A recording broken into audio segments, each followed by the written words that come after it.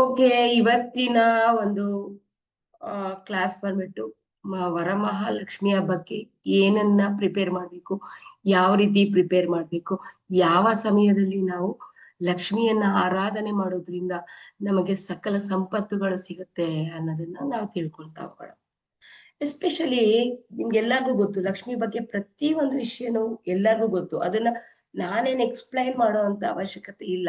ಆದ್ರೂ ಕೆಲವೊಂದು ವಿಚಾರಗಳು ಹೇಳೋದು ಇಲ್ಲಿ ಮೋಸ್ಟ್ ಇಂಪಾರ್ಟೆಂಟ್ ಆಗುತ್ತೆ. ಯಾಕೆ ಅಂದ್ರೆ ಲಕ್ಷ್ಮಿ ಅನ್ನೋಳೆ ಚಂಚಲೆ. ಅಷ್ಟು ಸುಲಭವಾಗಿ ಲಕ್ಷ್ಮಿ ಯಾರ ಮನೆಗೂ ಒಲಿಯಲ್ಲ. ಅದ್ ನಿಮ್ಗೆ ಚೆನ್ನಾಗ್ ಗೊತ್ತು. ಯಾರ ಮನೆಗೂ ಕೂಡ ಲಕ್ಷ್ಮಿ ಫಸ್ಟ್ ಆಫ್ ಆಲ್ ಹೋಗೋದಿಲ್ಲ. ಹೋದ್ರೆ ಅವಳು ಏನ್ ಮಾಡ್ತಾಳೆ, ಶಾಶ್ವತವಾಗೂ ನಿಲ್ತಾಳೆ ಅನ್ನೋದು ಅದು ಸುಳ್ಳಿನ ಕಲ್ಪನೆ. ಶಾಶ್ವತವಾಗಿ ಎಲ್ಲೂ ನಿಲ್ಸೋದು ಇಲ್ಲ.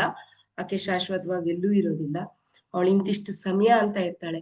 ಯಾವಾಗ ಆಕೆಗೆ ಅವಮಾನ ಆಗತ್ತೆ, ಆ ಕ್ಷಣದಲ್ಲಿ ಆಕೆ ಇರೋದಿಲ್ಲ. ಆದ್ರೆ ಯಾವ ರೀತಿ ಆಕೆಗೆ ಅವಮಾನ ಆಗಿದೆ, ಯಾವ ಪುರಾಣಗಳಲ್ಲಿ ಅವಮಾನ ಆಗಿದೆ, ಆಕೆ ಯಾವ ರೀತಿ ತನ್ನ ಗಂಡನನ್ನೇ ಧಿಕ್ಕರಿಸಿ ಬಂದಿರೋ ಅಂತ ಪ್ರಮೇಯಗಳು ಎಲ್ಲವೂ ಕೂಡ ನಾವು ಇತಿಹಾಸದಲ್ಲಿ ನಮ್ಮ ಹಿರಿಕರಿಂದ ಕೇಳ್ಕೊಂಡ್ ಬಂದಿರ್ತೀವಿ. ಬಟ್ ನಾವು ಸಾಕ್ಷಾತ್ ನೋಡ್ಲಿಲ್ಲ ಅಂದ್ರೂ ನಮ್ಗೆ ಕೆಲವೊಂದು ನಮ್ಮ ಹಿರಿಕರು ಹೇಳಿರುವಂತ ಒಂದು ಸ್ಟೋರಿಗಳು ನಮ್ಗೆ ಚೆನ್ನಾಗ್ ಗೊತ್ತಿದೆ. ಅದರಲ್ಲಿ ಕೆಲವೊಂದು ಹೇಳ್ಬೇಕಾದ್ರೆ, ಮಹಾಲಕ್ಷ್ಮಿ ಬಹಳ ಚಂಚಲೆ. ಮತ್ತೆ ಆಕೆಗೆ ಶುಭ್ರವಾದ ವಸ್ತ್ರ ಇರ್ಬೇಕು, ಶುಭ್ರತೆ ಜಾಸ್ತಿ ಇರ್ಬೇಕು. ಹೆಚ್ಚಾಗಿ ಆಕೆನ ಏನ್ ಮಾಡ್ತೀವಿ ನಾವು, ಶುದ್ಧವಾಗಿ ಇಡ್ಬೇಕು ಅಂತ ಇಷ್ಟಪಡ್ತೀವಿ. ನಾವ್ ಇಷ್ಟಪಡೋದಲ್ಲ, ಆಕೆನು ಕೂಡ ಶುದ್ಧವಾದಂತಹ ಒಂದು ಪ್ಲೇಸ್ ಅಲ್ಲಿ ಕೂಡ್ಲಿಕ್ಕೆ ಇಷ್ಟಪಡ್ತಾಳೆ. ಗಲೀಜ್ ಪ್ಲೇಸ್ ಅಲ್ಲಿ ಆಕೆ ಇರೋದಿಲ್ಲ. ಆದ್ರೆ ಕೆಲವೊಬ್ರು ಪ್ರಶ್ನೆಗಳು ಕೇಳ್ತಾರೆ, ಮೇಡಮ್ ನೀವ ಹೀಗೆ ಹೇಳ್ತೀರಾ, ಬಟ್ ಆದ್ರೆ ಲಕ್ಷ್ಮಿ ನಿಧಿಯಾಗಿ ಸಿಕ್ಕಿರುವಂತ ಜಾಗಗಳೆಲ್ಲ ತಿಪ್ಪೆಯಲ್ಲಿ ಅಂತ ಹೇಳೋದಿದೆ, ರೈಟ್? ಆಗಿನ ಕಾಲದಲ್ಲೆಲ್ಲ ತಿಪ್ಪೆಯಲ್ಲಿ ಸಿಗ್ತಾ ಇದ್ಲು ಲಕ್ಷ್ಮಿ. ಬಟ್ ತಿಪ್ಪೆಯಲ್ಲಿ ಸಿಕ್ಕಿದ್ರು ಅಲ್ಲಿ ನಾವೇನ್ ತಗೊಂಡಾಗ ಆಗ್ತಿದ್ದು, ಹಸುವಿನ ಸಗಣಿ. ಆಕೆಗೆ ತುಂಬಾ ಇಷ್ಟ ಹಸು ಅಂದ್ರೆ ಮುಕ್ಕೋಟಿ ದೇವತೆಗಳು ಅದ್ರಲ್ಲಿ ಇರ್ತಿದ್ರು ಸಗಣಿಯಲ್ಲಿ, ಅಲ್ವಾ? ಸೊ ಹಾಗಾಗಿ ಹಸುವಿನ ಸಗಣಿ ಎಲ್ಲಿ ಇರ್ತಿದ್ಲು ಅಲ್ಲಿ ನೀವ್ ಆಗ್ತಾ ಇದ್ದಿದ್ದು ಜಸ್ಟ್ ಏನು, ಆ ಒಂದು ಏರಿಯಾನ ಕ್ಲೀನ್ ಮಾಡಿ ಸಗಣಿ ಹುಲ್ಲು ಈ ರೀತಿಯಾಗಿ ಹಾಕಿ ಅಲ್ಲಿ ಇಡ್ತಿದ್ವಿ. ಬೇರೆ ಇನ್ಯಾವ ವಸ್ತುಗಳು ಆಗ್ತಿರ್ಲಿಲ್ಲ. ಅದು ನಮಗೆ ತಿಪ್ಪೆ ಆದ್ರೂ ಕೂಡ ಲಕ್ಷ್ಮಿ ಅಲ್ಲಿ ಬಹಳ ಖುಷಿಯಿಂದ ಇರ್ತಾ ಇದ್ದಿದ್ದಂತ ಪ್ಲೇಸ್. ಯಾಕೆಂದ್ರೆ ಲಕ್ಷ್ಮಿ ಎಲ್ಲಿ ಇರ್ತಿದ್ಲು, ಹಸುವಿನಲ್ಲಿ ಎಲ್ಲಾ ದೇವತೆಗಳು ಹಸುವಿನ ಒಳಗಡೆ ಹೋಗಿ ಸೇರ್ಕೊಂಡಾಗ ಲಕ್ಷ್ಮಿಗೆ ಸ್ಥಾನನೇ ಇರ್ಲಿಲ್ಲ. ಆಗ ನಾನು ಎಲ್ ಕೂರ್ಲಿ, ಎಲ್ರಿಗೂ ಸ್ಥಾನ ಕೊಟ್ಬಿಟ್ಟಿದ್ಯಾ, ನಾನು ಎಲ್ ಕೂರೋದು ಅಂತ ಕೇಳಿದಾಗ, ಮೂತ್ರದ ವಿಸರ್ಜನೆ ಜಾಗದಲ್ಲಿ ಕೂತ್ಕೋ ಅಂತ ಅನ್ಬಿಟ್ಟು ವಿಷ್ಣು ಪರಮಾತ್ಮ ಹೇಳದ್ನಂತೆ. ಹಾಗಾಗಿ ನಮ್ಗೆ ಏನೇ ವಸ್ತು ಸಿಕ್ಕಿದ್ರು ನಿಧಿಯಲ್ಲಿ ಆ ತಿಪ್ಪೆ ಅಂತ ನಾವು ಹೇಳ್ತೀವಿ ಹೊರ್ತು ಅದೇನು ಲಕ್ಷ್ಮಿ ಇರುವಂತಹ ಸ್ಥಾನ. ಹಾಗಾಗಿ ಅಲ್ಲಿ ಯಾವುದೇ ದೋಷನು ಇರೋದಿಲ್ಲ. ಹಾಗಾದ್ರೆ ನಾವ್ ಯಾವ ರೀತಿ ಇರ್ಬೇಕು? ವಿಷ್ಣು ಭಗವಂತ ಒಂದಿನ ಗಾಢ ನಿದ್ದೆಗೆ ಹೋದ್ನಂತೆ. ಗಾಢ ನಿದ್ದೆಗೆ ಹೋದ ತಕ್ಷಣ ಲಕ್ಷ್ಮಿ ಹೊರಗಡೆ ಎಲ್ಲೋ ಹೋಗಿದ್ಲಂತೆ. ಹಾಗೆ ವರ್ಷಾನುಗಟ್ಲೆ ವಿಷ್ಣು ಪರಮಾತ್ಮ ಗಾಢ ನಿದ್ರೆಯಲ್ಲಿದ್ದಾಗ ಅಲ್ಲಿ ಏನು ಅವರ ಶಿಷ್ಯಂದ್ರ ಇದ್ರಲ್ಲ ನೋಡ್ಕೊಳ್ಳುವಂತವ್ರು ಸ್ವರ್ಗವನ್ನ, ಅವ್ರು ಏನ್ ಮಾಡದಂತೆ, ಆ ಪ್ಲೇಸ್ ನ ಹೆಂಗೂ ಭಗವಂತ ನಿದ್ರೆ ಮಾಡ್ಬಿಟ್ಟಿದ್ದಾನೆ, ಗಾಢ ನಿದ್ರೆಯಲ್ಲಿ ಹೋಗ್ಬಿಟ್ಟಿದ್ದಾನೆ. ಸೊ ನಾವೇನ್ ಮಾಡಿದ್ರು ಕೇಳೋದಿಲ್ಲ ಅನ್ನೋ ಒಂದ್ ಇದ್ರಲ್ಲಿ ಲಕ್ಷ್ಮಿಯ ಸುತ್ತಮುತ್ತ ಏನ್ ಮಾಡಿದ್ರಂತೆ, ವಿಷ್ಣುವಿನ ಸುತ್ತಮುತ್ತ ಭಗವಂತನ ಮಾಲೆಗಳಾಗಿರ್ಬೋದು, ಹೂವನ ಆಗಿರ್ಬೋದು, ಅಥವಾ ಇದೆಲ್ಲವನ್ನು ಏನು ಸ್ವಚ್ಛ ಮಾಡ್ದಲೆ ಹಾಗೆ ಇಟ್ಟಿದ್ರಂತೆ. ಎಲ್ಲ ಕೊಳತಿ ನಾರ್ತಾ ಇತ್ತಂತೆ. ಲಕ್ಷ್ಮಿ ಬಂದ್ಲಂತೆ. ಬಂದ್ಬಿಟ್ಟು ವಿಷ್ಣು ಗಾಢ ನಿದ್ದೆಯಲ್ಲಿದ್ನಂತೆ. ಆ ಒಂದು ಅಷ್ಟು ಗಲೀಜಿರೋ ಪರಿಸ್ಥಿತಿ ನೋಡ್ಬಿಟ್ಟು ಆಕೆ ನಿಲ್ಲಿಲ್ವಂತ ಅಲ್ಲಿಂದ. ಇಷ್ಟು ಗಲೀಜಾಗಿ ಇಟ್ಕೊಂಡಿದ್ದಾರಲ್ಲ ಸ್ವರ್ಗಾನ ಅನ್ಬಿಟ್ಟು ಅಲ್ಲಿಂದ ಇಮ್ಮಿಡಿಯೇಟ್ ಏನ್ ಮಾಡಿದ್ಲಂತೆ, ಹೊರಟ್ಲಂತೆ. ಆಗ ವಿಷ್ಣು ಕಣ್ಬಿಟ್ಟು ನೋಡಿದಾಗ ಎಲ್ಲೆಲ್ಲೂನು ಗಲೀಜು. ಈ ಗಲೀಜನ್ನ ನೋಡಕ್ ಆಗ್ದಲೇನೆ ಆಮೇಲೆ ಅಲ್ಲಿರೋದನ್ನೆಲ್ಲ ಸ್ವಚ್ಛ ಮಾಡಿ ಲಕ್ಷ್ಮಿಯನ್ನ ಹೋಗಿ ಕನ್ವಿನ್ಸ್ ಮಾಡಿ ಸ್ವರ್ಗಕ್ಕೆ ಕರ್ಕೊಂಡ್ ಬರ್ತಾನಂತೆ. ಹಾಗಾಗಿ ಲಕ್ಷ್ಮಿ ಎಲ್ಲಿರ್ತಾಳೋ ಅಲ್ಲಿ ಸ್ವಚ್ಛವಾಗಿರ್ಬೇಕು ಅಂತ. ಹಾಗಾದ್ರೆ ಸ್ವಚ್ಛವಾಗಿಲ್ದಲೆ ಇದ್ರೆ ಯಾವ ಲಕ್ಷ್ಮಿ ಬಂದು ಅಲ್ಲಿ ಸೇರ್ಕೋತಾಳೆ? ಸ್ವಚ್ಛವಾಗಿಲ್ದಲೆ ಇದ್ರೆ ಅಲಕ್ಷ್ಮಿ ಅಂದ್ರೆ ಲಕ್ಷ್ಮಿಯ ಅಕ್ಕ ಬಂದು ಅಲ್ಲಿ ಏನ್ ಮಾಡ್ತಾಳೆ, ಸೇರ್ಕೊಂತಾಳೆ. ಅವಳನ್ನ ನಾವು ಧೂಮಾವತಿ ಅಂತಾನು ಕರಿತೀವಿ. ಧೂಮಾವತಿ ಶ್ರೀಚಕ್ರನು ಕೂಡ ಧೂಮಾವತಿಯಲ್ಲೇ ಒಂದು ಶ್ರೀಚಕ್ರ ರೆಡಿ ಇದೆ. ಅದನ್ನೇನ ನಿಮ್ ಮನೇಲಿ ಏನಾದ್ರು ತಗೊಂಡ್ ಪೂಜೆ ಮಾಡಕ್ ಸ್ಟಾರ್ಟ್ ಮಾಡಿದ್ರೆ ಶ್ರೀಚಕ್ರದ ಧೂಮಾವತಿ ಲಕ್ಷ್ಮಿಯನ್ನ, ಮನೆ ಏಳಿಲ್ದಂಗೆ ಏನಾಗುತ್ತೆ, ಸರ್ವನಾಶ ಆಗ್ಬಿಡತ್ತೆ. ಹಾಗಾಗಿ ಧೂಮಾವತಿನ ನೀವು ನೋಡಿ ಮಾಡಿ ಶ್ರೀಚಕ್ರವನ್ನ ಮನೆಗೆ ತರಬೇಕು. ಸುಮ್ನೆ ತರೋದಲ್ಲ. ಹಾಗಾದ್ರೆ ಧೂಮಾವತಿಯಲ್ಲಿ ನಿಂತಿದ್ರೆ ಅವಳಗ್ ಪೂಜೆ ಇಲ್ವಾ ಅಂದ್ರೆ ಖಂಡಿತ ಅವಳಿಗೂ ಕೂಡ ಶ್ರೀಚಕ್ರದಲ್ಲಿ ಪೂಜೆ ಇದೆ. ಅವಳನ್ನ ಒಂದು ಮಧ್ಯ ಬಿಂದುವಾಗಿ ಬಂಧಿಸಿ ಇಟ್ಟಿರ್ತಾರೆ. 64 ದೇವಾನ್ ದೇವತೆಗಳಲ್ಲಿ ಆಕೆಯನ್ನ ಮಧ್ಯ ಬಿಂದುವಲ್ಲಿ ಬಂಧಿಸಿಟ್ಟಿರ್ತಾರೆ. ನೆಕ್ಸ್ಟ್ ಯಾವಾಗಾದ್ರೂ ಶ್ರೀಚಕ್ರದ ಬಗ್ಗೆ ಮಾತಾಡಿದಾಗ ಇದ್ರ ಡೀಟೇಲ್ ಕೊಡ್ತೀನಿ. ಓಕೆ, ಆ ರೀತಿ ಲಕ್ಷ್ಮಿ ಅನ್ನೋದು ಬಹಳ ಏನಂದ್ರೆ ಆಕೆ ಚೆಂಚಲೆ. ಯಾಕೆ ಚೆಂಚಲೆ ಆದ್ಲು ಲಕ್ಷ್ಮಿ? ಯಾವ ರೀಸನ್ಗೋಸ್ಕರ ಚೆಂಚಲೆ ಆದ್ಲು? ಯಾಕೆ ಅವಳು ಒಂದು ಕಡೆ ನಿಲ್ಲೋದಿಲ್ಲ? ಒಂದಿನ ವಿಷ್ಣು ಪರಮಾತ್ಮನ ಹತ್ರ ಹೋಗಿ ಕೇಳದಂತೆ, ನೀನ್ ನನ್ಗೇನಾದ್ರು ಗಿಫ್ಟ್ ಕೊಡು. ನಾನು ಕಾಮನ್ ಆಗಿ ಹೇಳ್ತೀನಿ ಎಲ್ಲರಿಗೂ ಅರ್ಥ ಆಗ್ಲಿ ಅಂತ ಅಂದ್ಬಿಟ್ಟು, ಓಕೆ ಗಿಫ್ಟ್ ಕೊಡು, ನನ್ಗೇನಾದ್ರು ಬೇಕು, ನೀನೇನಾದ್ರು ಕೊಡು. ನಾನ್ ಏನ್ ಕೊಡಕ್ ಸಾಧ್ಯ? ನೀನೇ ಲಕ್ಷ್ಮಿ, ನಿನ್ನ ಹತ್ರನೇ ಎಲ್ಲ ಇದೆ. ಸೊ ನಾನು ಏನ್ ಕೊಡಕ್ ಸಾಧ್ಯನೇ ಇಲ್ಲ ಅಲ್ವಾ? ನಾನು ಏನ್ ಕೊಡ್ಬೇಕು ಹೇಳು, ನಿನ್ಗೆ ಏನ್ ಕೊಡ್ಬೇಕು ಹೇಳು, ನಾನು ಕೊಡ್ತೀನಿ ಅಂತ. ಹಾಗಾದ್ರೆ ನಾನು ನನ್ನ ಒಂದು ಭಕ್ತನ ಮನೆಗೆ ಹೋದ್ರೆ ನಾನು ನನ್ನ ಸರ್ವಸ್ವವನ್ನು ಕೊಡ್ತೀನಿ, ನನ್ನ ಹತ್ರ ಇರೋದನ್ನೆಲ್ಲ ಕೊಡ್ತೀನಿ ಅಂತ ಮಹಾಲಕ್ಷ್ಮಿ ಹೇಳಿದ್ಲಂತೆ. ಆಯ್ತು, ಆದ್ರೆ ನಂದು ಒಂದು ಕಂಡೀಷನ್ ಇದೆ. ಏನು?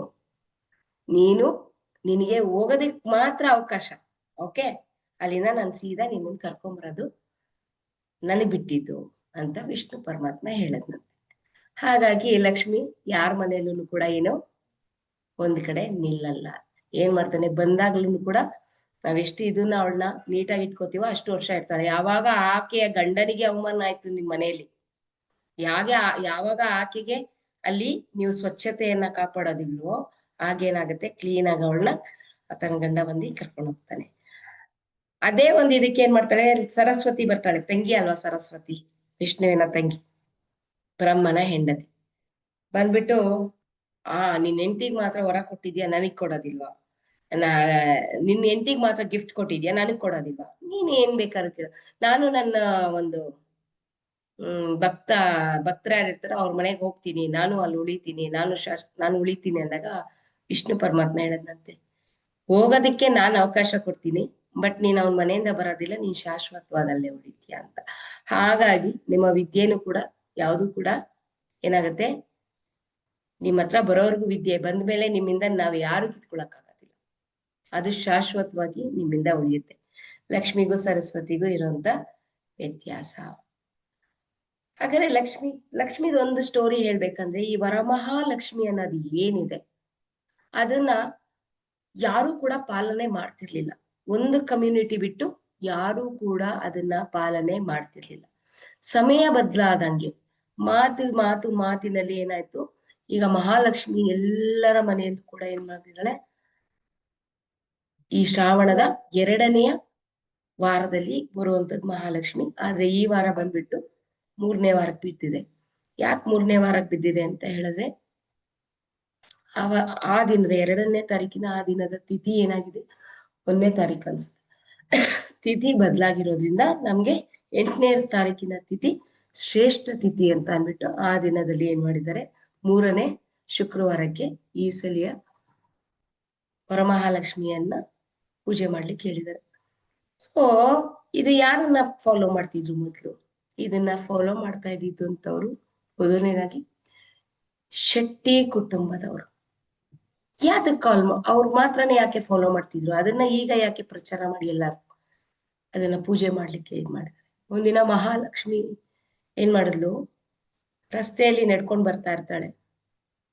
ನಡ್ಕೊಂಡ್ ಬರ್ಬೇಕಾದ್ರೆ ಆಕೆ ಯಾರ ಮನೆಯಲ್ಲಿ ದೀಪ ಉರಿತಾ ಇರುತ್ತೋ ಅವ್ರ ಮನೆಗೆ ಏನ್ ಮಾಡ್ತಾಳೆ, ಸಂಧ್ಯಾ ವಂದನೆಯ ಸಮಯದಲ್ಲಿ, ಸಂಧ್ಯಾ ಸಮಯದಲ್ಲಿ ಯಾರ ಮನೆಯಲ್ಲಿ ಜ್ಯೋತಿ ಬೆಳಗ್ತಿರುತ್ತೋ ಅವ್ರ ಮನೆಯ ಒಳಗಡೆ ಹೋಗುವಂತ ಪದ್ಧತಿ ಲಕ್ಷ್ಮಿ ಅದು. ಹೀಗೆ ಒಂದು ಹಳ್ಳಿಯಲ್ಲಿ ಹೋಗ್ಬೇಕಾದ್ರೆ, ಅಂದ್ರೆ ಕಾಮನ್ ಆಗಿ ಹೇಳ್ಬೇಕು ಅಂದ್ರೆ, ನಾವುಗಳು ಸ್ವಲ್ಪ ಅಷ್ಟು ಪೂಜಾ ವಿಧಾನಗಳು ಮಾಡದಲ್ಲೇ ಇರುವಂತ ಮನೆಗಳಲ್ಲಿ ಹೋಗ್ತಾಳೆ. ಹೋಗಿ ನಿಂತ್ಕೊಂಡಾಗ ಆ ಮನೆಯಲ್ಲಿ ಸಂಧ್ಯಾ ಸಮಯದಲ್ಲಿ ತಲೆ ಬಾಚ್ತಾ ಇರ್ತಾಳೆ ಒಂದು ಹೆಂಗ್ಸು. ಮಗುಗೆ ತಲೆ ಬಾಚ್ಬೇಕಾದ್ರೆ ಅದನ್ನ ಏನನ್ನ ಕುಟ್ತಾ ಇರ್ತಾಳೆ, ಈ ತರ ಗೊತ್ತಿದೆ, ಏನನ್ನ ಈ ರೀತಿ ಕುಟ್ತಾ ಇರ್ತಾಳೆ. ಅದನ್ನ ನೋಡಿ ಲಕ್ಷ್ಮಿಗೆ ಅಸಹ್ಯ ಆಗತ್ತೆ. ಸಂಜೆ ಸಮಯದಲ್ಲಿ ನಾನು ಬರೋ ಟೈಮಲ್ಲಿ ಈಕೆ ಏನ್ ಅಸಹ್ಯ ಮಾಡ್ತಿದ್ದಾಳಲ್ಲ, ಈಕೆ ಮನೆಗೆ ನಾವು ಹೋಗೋದ್ ಬೇಡ ಅಂತ ಮುಂದಿನ ಮನೆಗೆ ಹೋಗ್ತಾಳೆ. ಅಲ್ಲಿ ಏನ್ ಮಾಡಿರ್ತಾಳೆ, ಆ ಸಮಯದಲ್ಲಿ ಲಕ್ಷ್ಮಿ ಬರೋ ಸಮಯದಲ್ಲಿ ಮನೆಯ ಕಸವನ್ನ ಗುಡಿಸ್ತಾ ಇರ್ತಾಳೆ. ಬರೋ ಮಾಡ್ಕೊಳ್ಳೋ ಸಮಯದಲ್ಲಿ ಕಸವನ್ನ ಗುಡಿಸು. ಆ ಸಮಯದಲ್ಲಿ ಆಕೆ ಕಸ ಗುಡಿಸ್ತಿದ್ದಾಳಲ್ಲ ಅಂತ ಒಂದೇ ಕಾರಣಕ್ಕೆ ಅವಳ ಮನೆಗೆ ಹೋಗೋದು. ಅದಾಗಿ ಮತ್ತೆ ನೆಕ್ಸ್ಟ್ ಮನೆಗೆ ಹೋದಾಗ ಅಲ್ಲೇನಾಗುತ್ತೆ ಅಂದ್ರೆ ಸಂಜೆ ಸಮಯದಲ್ಲಿ ಬಟ್ಟೆ ಒಗಿತಾ ಇರ್ತಾಳೆ. ಬಟ್ಟೆ ಒಗಿಯೋ ಸಮಯದಲ್ಲಿ ಆ ಕಲ್ಲಿನ ಒಂದು ಶಬ್ದಕ್ಕೆ ಲಕ್ಷ್ಮಿ ಆ ಮನೆಗೆ ಹೋಗೋದಿಲ್ಲ. ಅದಕ್ಕೆ ಹೇಳಿದ್ದು ಸಾಯಂಕಾಲದ ಸಮಯದಲ್ಲಿ ಬಟ್ಟೆಯನ್ನ ಒಗಿಬಾರ್ದು, ಬಟ್ಟೆಯನ್ನ ಹೊರಗಡೆನೂ ಕೂಡ ಹಾಕ್ಬಾರ್ದು. ಹೊರಗಡೆ ಒಣಗಾಕಿದ್ರು ಕೂಡ ಲಕ್ಷ್ಮಿ ಬರೋದಿಲ್ಲ. ಮನೆ ಬಾಕ್ಲಲ್ಲಿ ಒಣಗಾಕಿದ್ರು ಕೂಡ ಲಕ್ಷ್ಮಿ ಬರೋದಿಲ್ಲ. ಸಾಯಂಕಾಲ ಆಗೋದ್ಕಿಂತ ಮುಂಚೆನೆ ಬಟ್ಟೆಯನ್ನ ತೆಗೆದು ಬಿಡ್ಬೇಕು, ಒಳಗಡೆ ಎತ್ತಿಟ್ಟು ಬಿಡ್ಬೇಕು ಅಂತ ಹೇಳೋದು ಅದಕ್ಕೋಸ್ಕರನೇ. ಆ ಸೌಂಡ್ಗೂ ಏನ್ ಮಾಡ್ತಾಳೆ ಲಕ್ಷ್ಮಿ ಆಕೆಯ ಮನೆಗೆ ಹೋಗೋದಿಲ್ಲ. ಅಲ್ಲಿಂದ ಮತ್ತೆ 4ನೇ ಮನೆಗೆ ಹೋಗ್ತಾಳೆ. 4ನೇ ಮನೆಯಲ್ಲಿ ಅವ್ರು ಕಡು ಬಡವರು. ಯಾರು? ಶೆಟ್ಟೀಸ್. ಆಗಿನ ಒಂದು ಪರಿಸ್ಥಿತಿಯಲ್ಲಿ ಕಡು ಬಡವರಾಗಿರ್ತಾರೆ. ಆಕೆ ಆಗ ತಾನೇ ಸ್ನಾನ ಮುಗಿಸಿ ದೀಪಾರಾಧನೆ ಮಾಡಿ ಏನ್ ಮಾಡ್ತಾಳೆ, ಒಳಗಡೆ ಅವಳ ಕೆಲಸ ಮಾಡ್ತಿರ್ತಾಳೆ. ಆಗ ಏನ್ ಮಾಡ್ತಾಳೆ ಲಕ್ಷ್ಮಿ ಬಂದಿ ಬಾಕ್ಲಲ್ಲಿ ಕೇಳ್ತಾಳೆ, ನಿಮ್ಮನೆ ತುಂಬಾ ಒಳ್ಳೆ ಸುಗಂಧ ಭರಿತವಾಗಿದೆ, ತುಂಬಾ ಇಷ್ಟ ಆಯ್ತು, ನಾನ್ ನಿಮ್ಮನೆ ಒಳಗಡೆ ಬರ್ಲಾ ಅಂತ. ಆಕೆ ಹೇಳ್ತಾಳೆ, ಆಯ್ತು ಬಾ ಅಮ್ಮ ಅಂದಾಗ ಆಕೆ ಹೋಗಿ ಅಲ್ಲಿ ಪ್ರತಿಷ್ಠಾಪನೆ ಆಗ್ತಾಳೆ. ಅವಳೇನ್ ಮಾಡ್ತಾಳೆ, ನನ್ಗೆ ನೈವೇದ್ಯ ಕೊಡು, ನಾನು ತಿಂದಿ ಹೊರಡ್ತೀನಿ ಅಂದಾಗ ಆಕೆ ಏನ್ ಮಾಡ್ತಾಳೆ, ಇನ್ನೇನ ನಾನು ನೈವೇದ್ಯ ಕೊಟ್ರೆ ತಿಂದಿ ಹೊರಟ್ಬಿಟ್ರೆ ನಮ್ಮನೆಗೆ ಶಾಶ್ವತವಾಗಿ ಲಕ್ಷ್ಮಿ ಏನ್ ಮಾಡ್ತಾಳೆ, ನಮ್ಮನೆಯಿಂದ ಹೊರಟ್ಬಿಡ್ತಾಳೆ ಅನ್ನೋ ಒಂದ್ ಕಾರಣಕ್ಕೆ ಹಿಂಬದಿಯಲ್ಲಿರುವಂತ ಬಾವಿಯಲ್ಲಿ ಬಿದ್ದೆ ಆಕೆ ಆತ್ಮಹತ್ಯೆ ಮಾಡ್ಕೊಂಡಾಗ ಅವ್ರ ಮನೇಲಿ ಶೆಟ್ರು ಮನೇಲಿ ಶಾಶ್ವತವಾಗಿ ಲಕ್ಷ್ಮಿ ನೆಲೆಸ್ತಾಳೆ. ಆಕೆ ಬರೋದಕ್ಕೂ ಆಗಲ್ಲ. ಆದ್ರೂ ಕೂಡ ಕೆಲವೊಂದು ಶೆಟ್ಟೀಸ್ ಮನೆ ನೋಡಿ, ಯಾರ್ ಮನೆಗಾನ ಹೋಗಿ ಅವ್ರ ಮನೇಲಿ 1 ಗ್ರಾಮ್ ಆದ್ರೂ ಚಿನ್ನ ಇದ್ದೇ ಇರುತ್ತೆ. ಕಡು ಬಡವರಂತೂ ಇಲ್ವೇ ಇಲ್ಲ. 1 ಗ್ರಾಮ್ ಆದ್ರೂ ಚಿನ್ನ ಅವ್ರ ಮನೇಲಿ ಇದ್ದೇ ಇರುತ್ತೆ. ಎಂತ ಪರಿಸ್ಥಿತಿಯಲ್ಲೂ ಕೂಡ ಅವ್ರ ಮನೇಲಿ 100 ಗ್ರಾಮ್ ಆದ್ರೂ ಚಿನ್ನ ಇರುತ್ತೆ. ಸೊ ಅವ್ರ ಮನೆಯಿಂದ ಯಾವತ್ತೂ ಲಕ್ಷ್ಮಿ ಕಾಲ್ ತೆಗ್ದಿಲ್ಲ. ಅವ್ರು ಏನ್ ಮಾಡಿದ್ರು, ಆ ಒಂದು ಇದರಿಂದ ವರಮಹಾಲಕ್ಷ್ಮಿ ಪೂಜೆಯನ್ನ ಆಚರಣೆ ಮಾಡ್ಕೊಂಡು ಬರ್ತಾರೆ. ಆಚರಣೆ ಮಾಡ್ಕೊಂಡು ಬರ್ತಾ ಇದ್ದಂಗೆ ಅವ್ರ ಮನೇಲಿ ಅರ್ಶಿನ ಕುಂಕುಮಕ್ಕೆ ಕರೆದಾಗ, ನಾರಿಯರ್ನ ಮುತ್ತೈದೆಯರ್ನ ಅರ್ಶಿನ ಕುಂಕುಮಕ್ಕೆ ಕರೆದಾಗ ನಾವು ತಗೊಂಡಾಗ ಇವ್ರ ಮನೇಲಿ ಲಕ್ಷ್ಮಿ ಪೂಜೆ ಮಾಡ್ತಾ ಇರೋದ್ರಿಂದ ಇವ್ರಿಷ್ಟು ಎತ್ತರಕ್ಕೆ ಬೆಳೆದ್ರು ಅನ್ನೋ ಒಂದು ಇದಕ್ಕೋಸ್ಕರ ಏನ್ ಮಾಡಿದ್ರು, ಕೆಲವೊಬ್ರು ಆ ಲಕ್ಷ್ಮೀ ಪೂಜೆಯನ್ನ ಎಲ್ಲರೂ ಕೂಡ ಮಾಡ್ಲಿಕ್ಕೆ ಪ್ರಯತ್ನ ಪಟ್ರು. ಎಲ್ಲರೂ ಕೂಡ ಈಗಲೂ ಕೂಡ ಕೆಲವೊಂದ್ ಮನೆಯಲ್ಲಿ ಲಕ್ಷ್ಮೀ ಪೂಜೆಯನ್ನ ಆರಾಧನೆ ಮಾಡ್ಕೊಂಡು ಬರ್ತಾ ಇದ್ದಾರೆ. ಹಾಗಾದ್ರೆ ನಾವು ಮಾಡಬಾರ್ದ? ಖಂಡಿತ ಮಾಡ್ಬೋದು. ಯಾವುದೇ ರೀತಿಯಾದಂತ ಇವ್ರ ಮನೇಲಿ ಮಾಡ್ಬೇಕು, ಇವ್ರ ಮನೇಲಿ ಮಾಡಬಾರ್ದು ಅಂತ ಯಾವುದೇ ರೂಲ್ಸ್ ಇಲ್ಲ. ಆದ್ರೆ ಇದಕ್ಕಿಂತ ಶ್ರೇಷ್ಠವಾಗಿರೋ ಲಕ್ಷ್ಮೀ ಪೂಜೆ ನಮಗೆ ಸಿಗುವಂತದ್ದು ಯಾವುದು ಅಂದ್ರೆ ದೀಪಾವಳಿ ಹಬ್ಬದಲ್ಲಿ. ದೀಪಾವಳಿ ಹಬ್ಬದಲ್ಲಿ ನಿಮ್ಮ ಮನೆಗೆ ಲಕ್ಷ್ಮಿ ಕೂತ್ಲು ಅಂದ್ರೆ ಅದು ಇನ್ನು ತುಂಬಾ ಒಳ್ಳೇದು. ಆ ದಿನನೂ ಕೂಡ ಆರಾಧನೆ ಮಾಡ್ಬೋದು. ಅದ್ ಬಿಟ್ಬಿಟ್ಟು ನಮ್ಮ ಶ್ರಾವಣ ಮಾಸದ 2ನೇ ಶುಕ್ರವಾರನು ಕೂಡ ಮಾಡ್ಬೋದು. ಮಾಡಕ್ ಆಗ್ದಲೇ ಇರೋರು ಆ 4 ಶುಕ್ರವಾರದಲ್ಲಿ ಮೊದಲನೇದು ಯಾವಾಗ ಬೇಕು, ಮೊದಲನೇ ಶುಕ್ರವಾರ ಬಿಟ್ಟು ಇನ್ನ 3 ಶುಕ್ರವಾರಗಳಲ್ಲಿ ನೀವು ಯಾವಾಗ ಬೇಕಾದ್ರೂ ವರಮಹಾಲಕ್ಷ್ಮಿ ಹಬ್ಬವನ್ನ ಮಾಡ್ಬೋದು. ಯಾವಾಗ ವರಮಹಾಲಕ್ಷ್ಮಿ ನಿಮ್ಮ ಮನೆಗಳಲ್ಲಿ ದೀಪ ಹಚ್ತೀರ ಅವತ್ತಿನ ದಿನ ಮಾತ್ರನೆಲ್ಲ ಲಕ್ಷ್ಮಿ ಕರ್ಸೋದ್ ನಿಮ್ಮ ಮನೇಲಿ, ಇನ್ಯಾವತ್ತೂ ಕರ್ಸೋದಿಲ್ವಾ ಲಕ್ಷ್ಮಿನ? ಖಂಡಿತ ದಿನನಿತ್ಯ ಆಕೆಯ ಆಗಮನ ನಮ್ಮ ಮನೆಗೆ ಆಗ್ತಾ ಇರತ್ತೆ. ಆದ್ರೆ ಆಕೆಯನ್ನ ಬರಮಾಡ್ಕೊಳ್ಳುವ ರೀತಿ ಇದೆಯಲ್ಲ, ಅದನ್ನ ನಾವು ತಪ್ಪು ಮಾಡ್ತಾ ಇದೀವಿ ಎಲ್ಲಾರ ಮನೇಲಿ. ಬರಮಾಡ್ಕೊಳ್ಳುವ ರೀತಿಯನ್ನ ತಪ್ಪಾಗಿ ನಾವೇನ್ ಮಾಡ್ತಾ ಇದೀವಿ, ಉಪಯೋಗಿಸ್ತಿದೀವಿ. ಹಾಗಾದ್ರೆ ಯಾವ ರೀತಿ ಆಕೆಯನ್ನ ಯಾವ ರೀತಿ ಬರ್ಮಾಡ್ಕೋಬೇಕು ಅಂದ್ರೆ ನಿಮ್ಮ ಮನೆಯಲ್ಲಿ ಕೆಲವೊಂದು ಪದ್ಧತಿಗಳನ್ನ ನೀವು ಚೇಂಜ್ ಮಾಡ್ಕೋಬೇಕು. ಯಾವ ರೀತಿ ಪದ್ಧತಿ ಚೇಂಜ್ ಮಾಡ್ತೀರಾ? 5 ಗಂಟೆಯ ಒಳಗೆ, ಓಕೆ, 5 ಗಂಟೆಯ ಒಳಗೆ ನಿಮ್ಮ ಮನೆಯಲ್ಲಿ ಪಾತ್ರೆಗಳು ಅಂದ್ರೆ ಸಿಂಕ್ ಅಲ್ಲಿ ಏನು ಬೆಳಗ್ಗೆಯಿಂದ ಊಟ ಮಾಡಿರೋ ಪಾತ್ರೆ ಇರುತ್ತೆ ಅದು ಕಂಪ್ಲೀಟ್ ಆಗಿ ತೊಳೆದಿರ್ಬೇಕು. ಮನೆಯನ್ನ ಶುದ್ಧಿ ಮಾಡಿರ್ಬೇಕು. ಬಾಗ್ಲಿಗೆ ನೀರಾಕಿ ಅಲ್ಲಿ ಹೊಸ ಹೂಗಳನ್ನ ಇಟ್ಟಿರ್ಬೇಕು. ಇದು ನಿತ್ಯದ ಕಾರ್ಯ. ಇದು ನಾವು ಶುಕ್ರವಾರ ಮಾತ್ರ ಆರಾಧನೆ ಮಾಡ್ತೀವಿ ಅಥವಾ ವರ್ಷಕ್ಕೊಂದ್ಸಲಿ ಆರಾಧನೆ ಮಾಡ್ತೀವಿ ಅಂತಲ್ಲ. ಕರೆಕ್ಟ್ ಆಗಿ 5 ಗಂಟೆ 55 ನಿಮಿಷಕ್ಕೆ, ಎಕ್ಸಾಕ್ಟ್ 5 ಗಂಟೆ 50 ನಿಮಿಷಕ್ಕೆ ನೀವು ಬೆಳಗಿಸ್ಬೇಕಾಗಿರೋದು ದೇವರ ಮನೆಯ ದೀಪವನ್ನ, ಎಲೆಕ್ಟ್ರಿಕ್ ದೀಪ ಅಲ್ಲ. ಓಕೆ, ಎಲೆಕ್ಟ್ರಿಕ್ ದೀಪ ಅಲ್ಲ. 5 ಗಂಟೆ 55 ನಿಮಿಷಕ್ಕೆ ಏನ್ ಮಾಡ್ತೀರಾ, ದೇವ್ರ ಮನೆಯಲ್ಲಿ ದೀಪ ಹಚ್ತೀರಾ. 6 ಗಂಟೆ ಆಗೋವರೆಗೂ ಯಾವುದೇ ಕಾರಣಕ್ಕೂ ಎಲೆಕ್ಟ್ರಿಕ್ ದೀಪಗಳನ್ನ ನಿಮ್ಮನೆಯ ಏನ್ ಲೈಟ್ ಇರುತ್ತೆ ಅದನ್ನ ಆನ್ ಮಾಡುವಾಗಿಲ್ಲ. ಫಸ್ಟ್ ನೀವೇನ್ ಮಾಡ್ಬೇಕು, ದೀಪ ಆರಾಧನೆ ಮಾಡ್ತೀರಾ, ನಮಸ್ಕಾರ ಮಾಡ್ತೀರಾ. ಅದಾದ್ಮೇಲೆ 5 ನಿಮಿಷ ಆದ್ಮೇಲೆ ನೀವೇನ್ ಮಾಡ್ತೀರಾ, ನಿಮ್ಮ ವಿದ್ಯುತ್ ದೀಪಗಳನ್ನ ಹಾಕ್ತೀರ. ಆಗ ನಿಮ್ಗೆ ಏನಾಗುತ್ತೆ, ಲಕ್ಷ್ಮಿ ಒಲಿದು ಬರ್ತಾಳೆ. ಇದನ್ನ ನೀವು ರೆಗ್ಯುಲರ್ ಆಗಿ ಟ್ರೈ ಮಾಡಿ. ಅವಾಗ ನೀವೇ ನಿಮ್ಮ ಮನೆಯ ಪರಿಸ್ಥಿತಿಗಳು ಯಾವ ರೀತಿ ಇದೆ ಅಂತ ಹೇಳ್ತೀರ. ಓಕೆ, ಇದು ಲಕ್ಷ್ಮಿ ಬರ್ಮಾಡ್ಕೊಳ್ಳೋದು. ಇನ್ನ ಧೂಮಾವತಿ ಲಕ್ಷ್ಮಿನ ಯಾವ ರೀತಿ ಬರ್ಮಾಡ್ಕೊಂಡಿರ್ತೀರ ನೀವು? ಆಕೆನೂ ಲಕ್ಷ್ಮಿನೇ. ಆಕೆ ಇದ್ದ ಜಾಗದಲ್ಲಿ ಮಹಾಲಕ್ಷ್ಮಿ ಇರೋದಿಲ್ಲ. ಆಕೆ ಇದ್ದ ಜಾಗದಲ್ಲಿ ಮಹಾಲಕ್ಷ್ಮಿ ಇರೋದಿಲ್ಲ. ಧೂಮಾವತಿ ಎಲ್ಲಿ ನೆಲೆಸಿರ್ತಾಳೆ ಅಲ್ಲಿರೋದಿಲ್ಲ. ಧೂಮಾವತಿ ನೆಲೆಸಬೇಕಾದ್ರೆ ನೀವೇನೆಲ್ಲ ತಪ್ಪು ಮಾಡಿರ್ತೀರ. ಮನೆ ಸ್ವಚ್ಛವಾಗಿಟ್ಟಿರೋದಿಲ್ಲ. ಸಂಧ್ಯಾ ಕಾಲದಲ್ಲಿ ಜಗಳಗಳು ಮನೇಲಿ ಏನಾಗುತ್ತೆ, ಸಂಜೆ ಆಗ್ತಾ ಇದ್ದಂಗೆ ಏನಾಗುತ್ತೆ, ಮನೆಗಳಲ್ಲಿ ಜಗಳಕ್ಕೆ ನಿಂತ್ಕೊಂತಾರೆ. ಜಗಳ ಮಾಡ್ತಾ ಮಾಡ್ತಾ ಏನಾಗುತ್ತೆ, ನಿಮ್ಮ ಯಾರ ಮನೆಯಲ್ಲಿ ಹೆಚ್ಚಾಗಿ ಜಗಳ ಇರುತ್ತೋ ಅವ್ರ ಮನೆಯಲ್ಲಿ ಲಕ್ಷ್ಮಿ ನಿಲ್ಲಲ್ಲ. ಒಂದು ಕುಟುಂಬ ಇರುತ್ತೆ, ಒಂದು ದೊಡ್ಡ ಕುಟುಂಬ ಇರುತ್ತೆ. ದೊಡ್ಡ ಕುಟುಂಬದಲ್ಲಿ ಒಬ್ಬ ಹಿರಿಕ ಏನ್ ಮಾಡ್ತಾನೆ, ಅವ್ರದೇ ಆಡಳಿತ ಇರುತ್ತೆ. 3 ಜನ ಗಂಡ್ಮಕ್ಳು ಇರ್ತಾರೆ, ಅವ್ರಿಗೆ 3 ಜನ ಸೊಸೆಯರಿರ್ತಾರೆ. ಪ್ರತಿನಿತ್ಯ ಅವ್ರ ಮನೆಯಲ್ಲಿ ಜಗಳಗಳು ನಡೀತಾನೆ ಇರುತ್ತೆ. ಊಟದ ಸಲುವಾಗಿ ಜಗಳ ಆಗೋದು, ಬೇರೆ ವಿಚಾರದಲ್ಲಿ ಜಗಳ ಆಗೋದು. ಈ ರೀತಿ ಜಗಳ ನಡಿಬೇಕಾದ್ರೆ ಅವರು ಕೋಟ್ಯಾಧೀಶ್ವರ ಇರ್ತಾರೆ. ಲಕ್ಷ್ಮಿ ಮನೆಯಿಂದ ಹೊರಗಡೆ ಹೋಗ್ತಾ ಇರ್ತಾಳೆ. ಆತ ತಡಿತಾನೆ ಲಕ್ಷ್ಮಿಯನ್ನ. ಅಮ್ಮ, ನೀನ್ ಯಾಕೆ ಹೊರಗಡೆ ಹೋಗ್ತಾ ಇದೀಯಾ?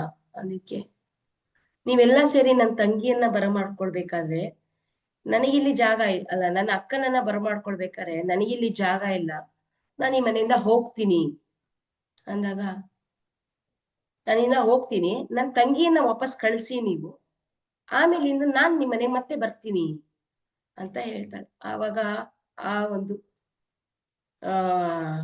ಹಿರೀಕನಿಗೆ ಗೊತ್ತಾಗತ್ತೆ, ನಮ್ಮ ಮನೆಯಲ್ಲಿ ಜಗಳಗಳು ನಡೀತಾ ಇರೋದ್ರಿಂದಾನೆ ಏನಾಗ್ತಿದೆ, ಲಕ್ಷ್ಮಿ ಹೋಗ್ತಾ ಇದ್ದಾಳೆ, ನಮ್ಮ ಮನೇಲಿ ಅಲಕ್ಷ್ಮಿ ಬರ್ತಾ ಇದ್ದಾಳೆ ಅಂತ. ಆಗ ಆತ ಏನ್ ಮಾಡ್ತಾನೆ, ಊಟಕ್ಕೆ ಕೂತ್ಕೋತಾರೆ. ಸಾಯಂಕಾಲ ಸಂಜೆ ಊಟದಲ್ಲಿ ಜಗಳ ಆಡೋದ್ರಿಂದ ಏನೆಲ್ಲ ಪರಿಣಾಮ ಬೀರುತ್ತೆ ಅಂತ ತಿಳ್ಕೊಂಡು ಸಂಜೆ ಊಟಕ್ಕೆ ಕೂತ್ಕೊಂತಾನೆ. ಊಟಕ್ಕೆ ಕೂತ್ಕೊಂಡಾಗ ಈ ಅಡಿಗೆ ಮನೆಯಲ್ಲಿ ಈ 3 ಜನ ಸೊಸೆಯರು ಅಡಿಗೆ ಮಾಡ್ತಾ ಇರ್ತಾರೆ. ಒಬ್ಳು ಏನ್ ಮಾಡ್ತಾಳೆ, ಸಾಂಬಾರ್ಗೆ ಉಪ್ಪು ಹಾಕ್ಬಿಟ್ಟು ಏನ್ ಮಾಡಿರ್ತಾಳೆ, ಹೋಗಿರ್ತಾಳೆ. ಆಮೇಲೆ 2ನೇ ಸೊಸೆ ಬರ್ತಾಳೆ, ಸಾಂಬಾರ್ಗೆ ಉಪ್ಪು ಹಾಕಿಲ್ಲ ಅನ್ಸುತ್ತೆ, ಯಾಕೆಂದ್ರೆ ನಾನು ಹೇಳಿದ್ದೆ ಉಪ್ಪಿನ ರುಚಿ ನೋಡ್ಬಾರ್ದು ಅಂತ. ಆಗಿನ ಕಾಲದಲ್ಲಿ ಉಪ್ಪಿನ ರುಚಿ ನೋಡ್ತಿಲ್ಲ, ಈಗೆಲ್ಲ ಲೇಟೆಸ್ಟ್ ಆಗಿ ನೋಡಕ್ ಕಲ್ತ್ಕೊಂಡಿರೋದು. ಆಕೆನು ಬರ್ತಾಳೆ, ಉಪ್ಪು ಹಾಕ್ತಾಳೆ, ಹೋಗ್ತಾಳೆ. ಮತ್ತೆ 3ನೇ ಸೊಸೆ ಬರ್ತಾಳೆ, ಸಾಂಬಾರ್ ಆಗಿರುತ್ತೆ, ಉಪ್ಪಿಲ್ಲ, ಉಪ್ಪು ಹಾಕೋಣ ಅನ್ಬಿಟ್ಟು ಏನ್ ಮಾಡ್ತಾಳೆ, ಆಕೆನು ಉಪ್ಪು ಹಾಕ್ಬಿಟ್ಟು ಹೊರಟೋಗ್ಬಿಡ್ತಾಳೆ. ಎಲ್ಲರೂ ಊಟ ಮಾಡೋದ್ಕಿಂತ ಮೊದ್ಲು ಆ ಮನೆಯ ಹಿರೀಕರು ಊಟ ಮಾಡ್ಬೇಕ್ರ ಆಗಿನ ಪದ್ಧತಿ. ಆಗ ಅವ್ರ ತಂದೆ ಆತ ಏನ್ ಮಾಡ್ತಾನೆ, ಊಟಕ್ಕೆ ಕೂತ್ಕೋತಾರೆ. ಊಟಕ್ಕೆ ಕೂತ್ಕೊಂಡಾಗ ತಟ್ಟೆಯನ್ನ ಬಡಿಸಿ ಸಾಂಬಾರನ್ನ ಹಾಕ್ದಾಗ ಅವ್ರು ಊಟ ಮಾಡ್ತಾರೆ. ಉಪ್ಪಿರುತ್ತೆ. ಉಪ್ಪಿದಾಗ ಆ ಹಿರಿಕ ಏನು ಮಾತಾಡೋದಿಲ್ಲ, ಸೈಲೆಂಟ್ ಆಗಿರ್ತಾರೆ. ಯಾಕೆಂದ್ರೆ ಉಪ್ಪು ಜಾಸ್ತಿ ಆಗಿದೆ. ನಾನ್ ಜಗಳ ಮಾಡಿದ್ರೆ ಯಾಕೆ ನಿಂತ್ಕೊಂತಾರೆ? ಧೂಮಾವತಿ ಇಲ್ಲೇ ನೆಲೆಸ್ಬಿಡ್ತಾಳೆ, ಆ ಲಕ್ಷ್ಮಿ ಇಲ್ಲೇ ನೆಲೆಸ್ತಾಳೆ. ನಾನೇ ಜಗಳನೇ ಮಾಡ್ಲಿಲ್ಲ ಅಂದ್ರೆ ಇರಕ್ ಚಾನ್ಸೇ ಇಲ್ಲ ಅಂದ್ಬಿಟ್ಟು ಸೈಲೆಂಟ್ ಆಗಿ ಊಟ ಮಾಡ್ಬಿಟ್ಟು ಎದ್ದೊಟ್ಟೋಗ್ತಾರೆ. ಅದಾದ್ಮೇಲೆ 3 ಜನ ಗಂಡ್ಮಕ್ಳು ಕೂಡ ಊಟಕ್ಕೆ ಕೂರ್ತಾರೆ. ಅವರು ಕೂಡ ಊಟ ಮಾಡ್ತಾರೆ. ಅಪ್ಪನೇ ಏನು ಮಾತಾಡಿಲ್ಲ ತಿಂದಿರ್ಬೇಕಾದ್ರೆ ನಾವ್ ಯಾಕೆ ಜಗಳ ಮಾಡ್ಬೇಕು? ಕೇಳ್ಬೇಕಾಗಿರೋದು ಹಿರಿಯ ವ್ಯಕ್ತಿ, ಅವರೇ ಏನು ಮಾತಾಡಿಲ್ಲ ಅಂದಾಗ ನಾವು ಜಗಳ ತೆಗಿಯೋದ್ರಲ್ಲಿ ಏನೂ ಇಲ್ಲ ಅನ್ಬಿಟ್ಟು ಅವರು 3 ಜನನು ಕೂಡ ಊಟ ಮಾಡಿ ಎದ್ದೋಗ್ತಾರೆ. ಆಮೇಲೆ ಸೊಸೆಯರ್ ಕುತ್ಕೋತಾರೆ, ಊಟ ಮಾಡ್ತಾರೆ. ಉಪ್ಪಿನ ರುಚಿ ನೋಡಿ ಮನೇಲಿ ಯಾರು ಏನು ಜಗಳನೇ ಮಾಡ್ಲಿಲ್ವಲ್ಲ, ಇಷ್ಟೆಲ್ಲ ಆದ್ರೂ ನಮ್ಮ ಮಾವನವ್ರು ಇಷ್ಟೊಂದು ಬೈದಾಕ್ಬಿಡ್ತಿದ್ರು, ಇಷ್ಟೊತ್ತಿಗೆ ಎಷ್ಟೊಂದು ಜಗಳ ಆಗೋಗ್ತಿತ್ತು, ಇವತ್ತು ಏನು ಮಾತಾಡಿಲ್ವಲ್ಲ ನಮ್ಮ ಮಾವನವ್ರು ಅಂದ್ಬಿಟ್ಟು ಏನ್ ಮಾಡ್ತಾರೆ, ಅವರು ಕೂಡ ಉಪ್ಪಿನ ಊಟನೇ ಮಾಡ್ಬಿಟ್ಟು ಹೋಗ್ತಾರೆ. ಇದೇ ರೀತಿ ಕೆಲ ದಿನಗಳು ನಡೆಯುತ್ತೆ. ಅವ್ರ ಮನೇಲಿ ಜಗಳ ಅನ್ನೋದೇ ನಿಂತೋಗುತ್ತೆ. ಆಗ ಧೂಮಾವತಿ ಹೋಗ್ತಾ ಇರ್ತಾಳೆ ಮನೆಯಿಂದ ಈಚೆ. ಹೋಗ್ಬೇಕಾರೆ ಆ ಹಿರಿ ಮನುಷ್ಯ ಕೇಳ್ತಾನೆ, ಹೋಗ್ತೀಯಾ ಅಂತ. ಹೌದು ಹೋಗ್ತೀನಿ, ನಾನು ಯಾವ್ದಕ್ಕೋಸ್ಕರ ಇಲ್ಲಿ ನಿಲ್ಬೇಕು? ನಾನ್ ಬಂದಿರೋದೇನು ನಿಮ್ ಕಷ್ಟ ಕೊಡ್ಲಿಕ್ಕೆ, ಜಗಳ ಪ್ರಾರಂಭ ಮಾಡಿಸ್ಲಿಕ್ಕೆ, ನಿಮ್ಮಲ್ಲಿ ದರಿದ್ರತ್ವವನ್ನ ನಿಮ್ಮನೆಯಲ್ಲಿ ತುಂಬ್ಲಿಕ್ಕೆ ಬಂದಿದ್ದೀನಿ. ಆದ್ರೆ ನೀವೇನು ಮಾಡ್ಲೇ ಇಲ್ಲ ಅಂದ್ರೆ ನನ್ಗೆ ಇಲ್ಲಿ ಏನ್ ಪ್ರಯೋಜನ? ನಾನ್ ಬೇರೆ ಮನೆ ಹುಡುಕ್ತೀನಿ. ನನಗೆ ಖುಷಿ ಕೊಡೋದೇ ಜಗಳ, ಖುಷಿ ಕೊಡೋದೇ ಯಾವುದು, ಮನೆಯಲ್ಲಿ ಅಸಹ್ಯವಾದಂತ ವಸ್ತುಗಳನ್ನಿಡೋದು, ಚೆಲ್ಲಾಪಿಲ್ಲಿಯಾಗಿಡೋದು. ಈ ಮನೆ ಇಷ್ಟು ನೀಟಾಗಿದೆ, ನಿಮ್ಮ ಮನೇಲಿ ಜಗಳನೇ ಆಗ್ತಿಲ್ಲ ಅಂದ್ರೆ ನನಗೆ ಇಲ್ಲಿ ಸ್ಥಾನ ಇಲ್ಲ, ನಾನು ಹೋಗ್ತೀನಿ ಅಂತ ಆಕೆ ಹೋಗ್ತಾಳೆ. ಆಕೆ ಹೊಸ್ಲಿಂದ ದಾಟಿ ಹೊರಗಡೆ ಹೋದಾಗ ಅಲ್ಲಿಂದ ಏನ್ ಮಾಡ್ತಾಳೆ ಮಹಾಲಕ್ಷ್ಮಿ, ಮತ್ತೆ ಮನೆ ಒಳಗಡೆ ಬರ್ತಾಳೆ. ಇದನ್ನ ಚೆನ್ನಾಗಿ ತಿಳ್ಕೊಬೇಕಾಗಿರೋದು ಅಂದ್ರೆ, ಸಾಯಂಕಾಲದ ಊಟದ ಸಮಯದಲ್ಲಿ, ಸಾಯಂಕಾಲ ಅಂತಲ್ಲ, ಯಾವುದೇ ಸಮಯದ ಊಟದ ಸಮಯದಲ್ಲಿ ಜಗಳ ಆಡಬಾರ್ದು. ಎಂಥದೇ ಪರಿಸ್ಥಿತಿ ಬಂದ್ರು ಕೂಡ ಸಂಪೂರ್ಣವಾಗಿ ಊಟ ಮಾಡಿ ಎದೊಳ್ಬೇಕಾಗಿರೋದು ಅನ್ನೋದನ್ನ ನಾವು ಅರ್ಥ ಮಾಡ್ಕೋಬೇಕು. ನಾವೆಷ್ಟು ಜಗಳ ಮಾಡ್ತೀವೋ, ಎಷ್ಟು ಮನೆಯಲ್ಲಿ ಕದನಗಳಾಗ್ತವೋ, ಅಷ್ಟು ನಮ್ಮ ಮನೆಯಲ್ಲಿ ಲಕ್ಷ್ಮೀ ದೇವಿ ನಿಲ್ಲಲ್ಲ, ಯಾವುದೇ ಕಾರಣಕ್ಕೂ ನಿಲ್ಲೋದಿಲ್ಲ. ಇದನ್ನ ನಾವು ಅರ್ಥ ಮಾಡ್ಕೋಬೇಕು. ಧೂಮಾವತಿ ನಮ್ಮ ಮನೆಯಿಂದ ಹೋಗೋದು ತುಂಬಾ ಕಷ್ಟ, ಲಕ್ಷ್ಮಿ ನಮ್ಮ ಮನೆಗೆ ಬರೋದು ಕೂಡ ತುಂಬಾ ಕಷ್ಟ. ನಾವು ಯಾವ ರೀತಿಯ ನಮ್ಮ ಕಾರ್ಯಗಳು ಪ್ರತಿದಿನದ ಚಟುವಟಿಕೆಯಲ್ಲಿ ಇರುತ್ತೋ ಹಾಗೆ ನಮ್ಮ ಜೀವನ ಕೂಡ ನಡೆಯುತ್ತೆ. ಇಂಪಾರ್ಟೆಂಟ್ ಹೆಣ್ಣು ಮಕ್ಕಳು ತಿಳ್ಕೋಬೇಕಾಗಿರೋ ವಿಷಯ ಏನಂದ್ರೆ, ಬೆಳಗ್ಗೆ ಗಂಡಂದಿರು ಮನೆಯಿಂದ ಹೊರಡುವಾಗ ಯಾವುದೇ ಕಾರಣಕ್ಕೂ ಮನೆಯಲ್ಲಿ ಇದು ಖಾಲಿ ಆಗಿದೆ, ಅದು ಖಾಲಿ ಆಗಿದೆ, ನೀನ್ ದುಡ್ಡು ಕೊಟ್ಟಿಲ್ಲ, ಇವತ್ತಿನ ತರಕಾರಿ ದುಡ್ಡು ಕೊಟ್ಟಿಲ್ಲ, ಯಾವುದನ್ನು ಕೇಳಬಾರ್ದು. ಆತ ಖುಷಿಯಿಂದ ಹೋದ್ರೆ ಆತನ ಸಂಪಾದನೆಯಲ್ಲಿ ದುಪ್ಪಟ್ಟಾಗತ್ತೆ. ಓಕೆ, ಏನೇ ಕೇಳ್ಬೇಕಾದ್ರೂ, ಏನೇ ಬೇಕಾದ್ರೂ ಕೂಡ ನೀವು ಒಂದು ದಿನ ಮುಂಚೆನೆ ಕೇಳ್ಬೇಕು. ಕೆಲ್ಸಕ್ಕೆ ಹೋಗೋ ಸಮಯದಲ್ಲಿ ಅವ್ರಿಗೆ ಯಾವುದೇ ಕಾರಣಕ್ಕೂ ಡಿಸ್ಟರ್ಬ್ ಮಾಡಬಾರ್ದು. ಮತ್ ಇನ್ನೊಂದು, ಮನೆಯಲ್ಲಿ ಯಾವುದೇ ವಸ್ತು ಖಾಲಿ ಆಗ್ತಿದ್ರೆ ಅದನ್ನ ಖಾಲಿ ಅಂತ ಹೇಳ್ಬಾರ್ದು. ಇದನ್ನ ಅರ್ಥ ಮಾಡ್ಕೊಳ್ಳಿ. ಗಂಡಸರು ಕೂಡ ಅಷ್ಟೇನೆ, ಹೆಂಡತಿ ಮನೆಯಲ್ಲಿ ಅಕ್ಕಿ ತುಂಬಿದೆ ಅಂದಾಗ ಅರ್ಥ ಮಾಡ್ಕೋಬೇಕು ಖಾಲಿ ಆಗಿದೆ ಅಂತ. ನೀವು ಅದನ್ನ ತಂದಾಕ ಪ್ರಯತ್ನ ಮಾಡ್ಬೇಕು. ವಸ್ತುಗಳು ಖಾಲಿ ಅನ್ಬಾರ್ದು, ಎಲ್ಲವೂ ತುಂಬಿದೆ ಅಂದಾಗ ಏನಾಗುತ್ತೆ, ನಿಮ್ಗೆ ಹೆಚ್ಚಿನ ಮಟ್ಟದಲ್ಲಿ ಅದು ಯಾವಾಗ್ಲೂ ತುಂಬ್ತಾ ಇರುತ್ತೆ. ಯಾಕೆಂದ್ರೆ ಅಸ್ತು ದೇವತೆಗಳು ಯಾವ ಸಂದರ್ಭದಲ್ಲಿ ಅಸ್ತು ಅಂತ ಹೇಳ್ತಾರೆ ಅಂತ ಗೊತ್ತಿಲ್ಲ. ನೀವು ಖಾಲಿ ಅಂದಾಗ ಅವ್ರೇನನ್ನ ಅಸ್ತು ಅಂದ್ರೆ ಏನಾಗುತ್ತೆ, ನಿಮ್ಮನೆ ಪಾತ್ರೆಗಳೆಲ್ಲ ಖಾಲಿಯಾಗಿ ಇರುತ್ತೆ. ಹಾಗಾಗಿ ನೀವ್ ಹೇಳ್ಬೇಕಾದ್ರೆ ಮೊದ್ಲೇ ಹೇಳಿರಿ, ನಾನು ತುಂಬಿದೆ ಅಂತ ಹೇಳಿದ್ರೆ ಖಾಲಿ ಆಗಿದೆ ಅಂತ ಅರ್ಥ. ನೀವು ಆ ವಸ್ತುವನ್ನ ತರೋದಿಕ್ ಪ್ರಯತ್ನ ಪಡಿ, ಅಥವಾ ದುಡ್ಡನ್ನಾದ್ರೂ ಕೊಡೋದಿಕ್ಕೆ ಪ್ರಯತ್ನ ಪಡಿ ಅಂತ.